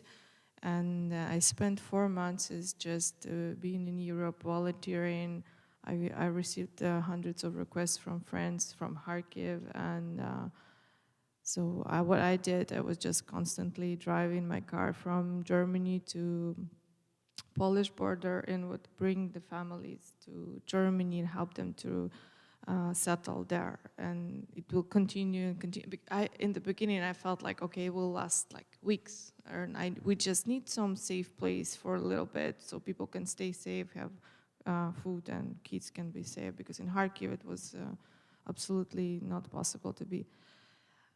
And as I mentioned before to Sarah, I never thought I'm gonna be here. I thought we'll wait for a week and maybe for 2 weeks, and maybe I will stay in Europe for months and then maybe for 2 months. But then after 2 months passed, I had to find a school for my kid. So because it seemed like I'm gonna stay here a little bit longer, and I stayed there for 4 months and never went back to Ukraine. In June, I actually did it before I moved here. I took a trip to Ukraine from the Polish border. I drove all the way to Kharkiv just to check, is it possible to go back? Because, I couldn't think of any other place to go. And it was not just it was going to the dead city. Our city is 1.4 million population, and I was born there. It's big, and by the time when I was there, June 2nd, it was completely empty. I remember driving in, it was 6 p.m., summer, and it was just so strange. No one was just outside. It was empty, completely empty. Because of the summer and trees, I couldn't see the damage in the beginning. And then as I drove further, I turned my head and I could see that the building I know, because I grew up in Kharkiv, I've been there for 25 years, 27, and it was gone. So, and then further and further, I would see more and more buildings like this. And I slept in my mother's place, in my house when I was born. And during the night, I could hear the explosions. It was 20 kilometers away, 25. And as people, we heard in the plates, people would say, it's not close, don't worry. My neighbors would say, my older neighbors, they'd say, it's not close, it's okay. It's 25 kilometers away, but it's close enough. So yeah, that's after I moved back to Germany. I stayed there for a while. Then I made the decision to come here just because I speak English. I have a degree, and I thought it's like a easiest place for me to start being like living life. And I have a really great support here from the community. I have a really great friends who are helping me, and I have Sarah now. Yeah, I received a lot of help. That's pretty much my story. Sarah, do you want to say a little bit more about what Jewish Family Services is doing? I mean, sure. Yep. Thank you for sharing. So Jewish Family Service has been it's located in Springfield, but been in the area for many, many years, and has been doing refugee resettlement for the past 40 years or more. And a couple of years ago, we probably all remember the Afghan evacuation after the fall of Kabul. And so refugee resettlement pivoted and changed to a combination of humanitarian emergency response work, I would say, in combination with refugee resettlement. And so, September through February 2021 to 2022, we were full speed for the Afghan evacuees. And then we kind of took a breath and we were like, whew, that was really, really hard. That was really a lot. And then we started getting arrivals from Ukraine who had fled the war early enough, usually single moms with kids, usually bigger families, and come over the US-Mexico border and come to join a substantial Ukrainian community, mainly in West Springfield, Westfield, Agawam. And then they walked in our doors at Jewish Family Service and they said, we don't have food, we need a place to stay. And in February 2022, nobody knew what anything was, right?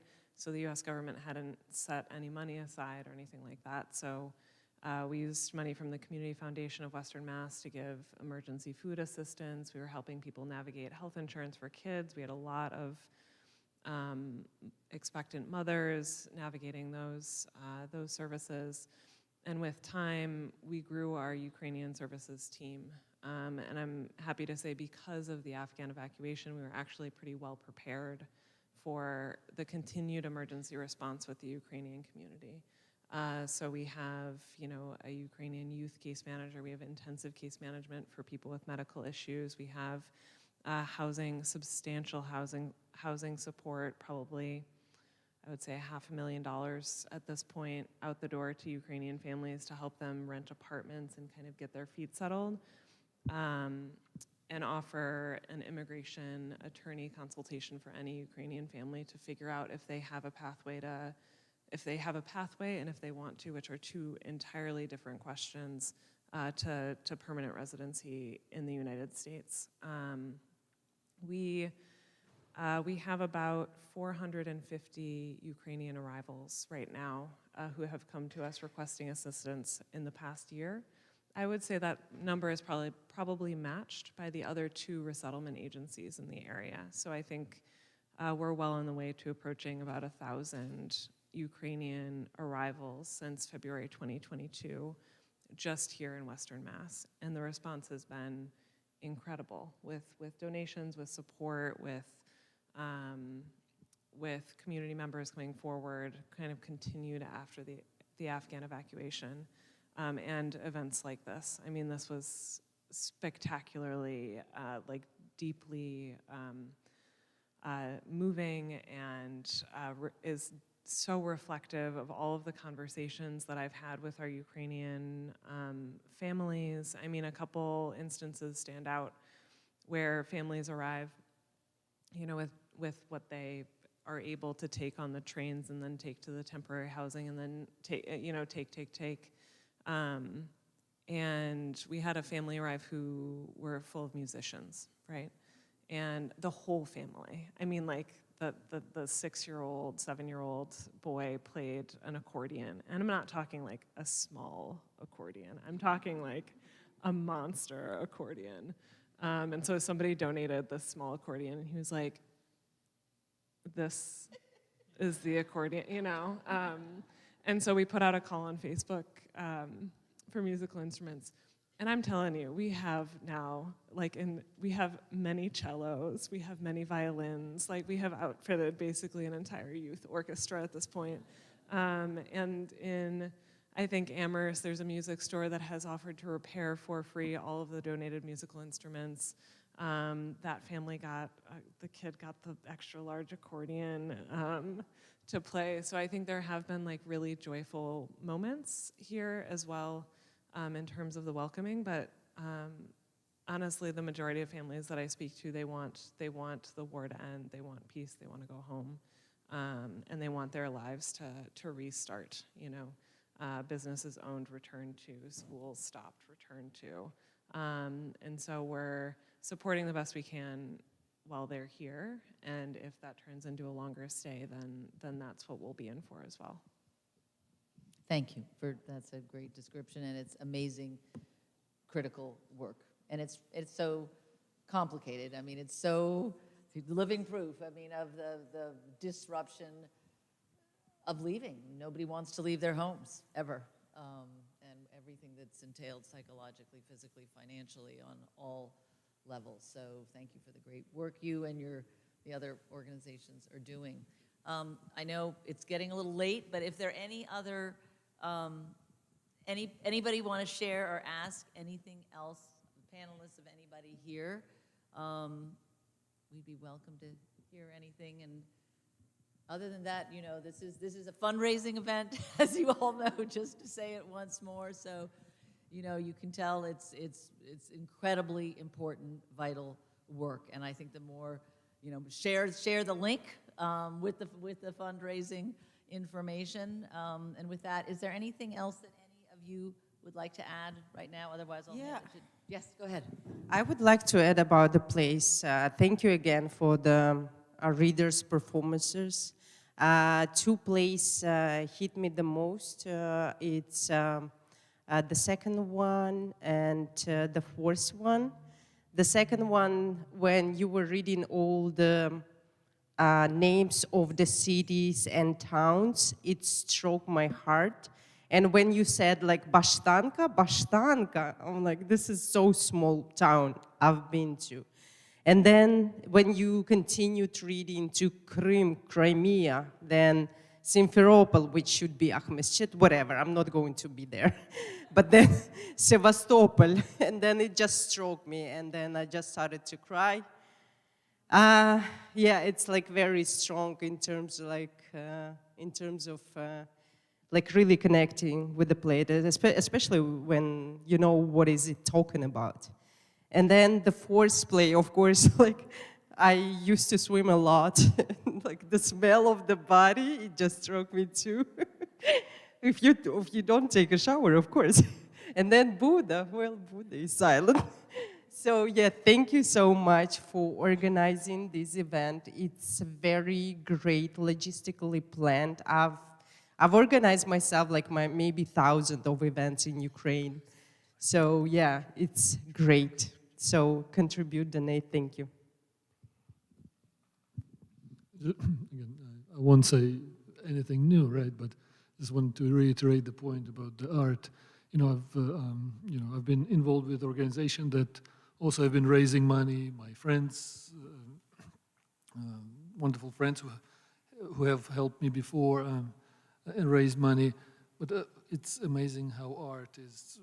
I think I may have mentioned that, there are all these personal stories, there are all these personal connections, and I don't think there's, to me, just listening to these four plays, they illustrated all those personal stories, personal connections that we encounter, when we work, because when we fundraise, it becomes, I don't want to say it's a business, but you have a goal to reach, you have two things to arrange, right? But actually, the art helps you, reach people's hearts. So again, thank you for this.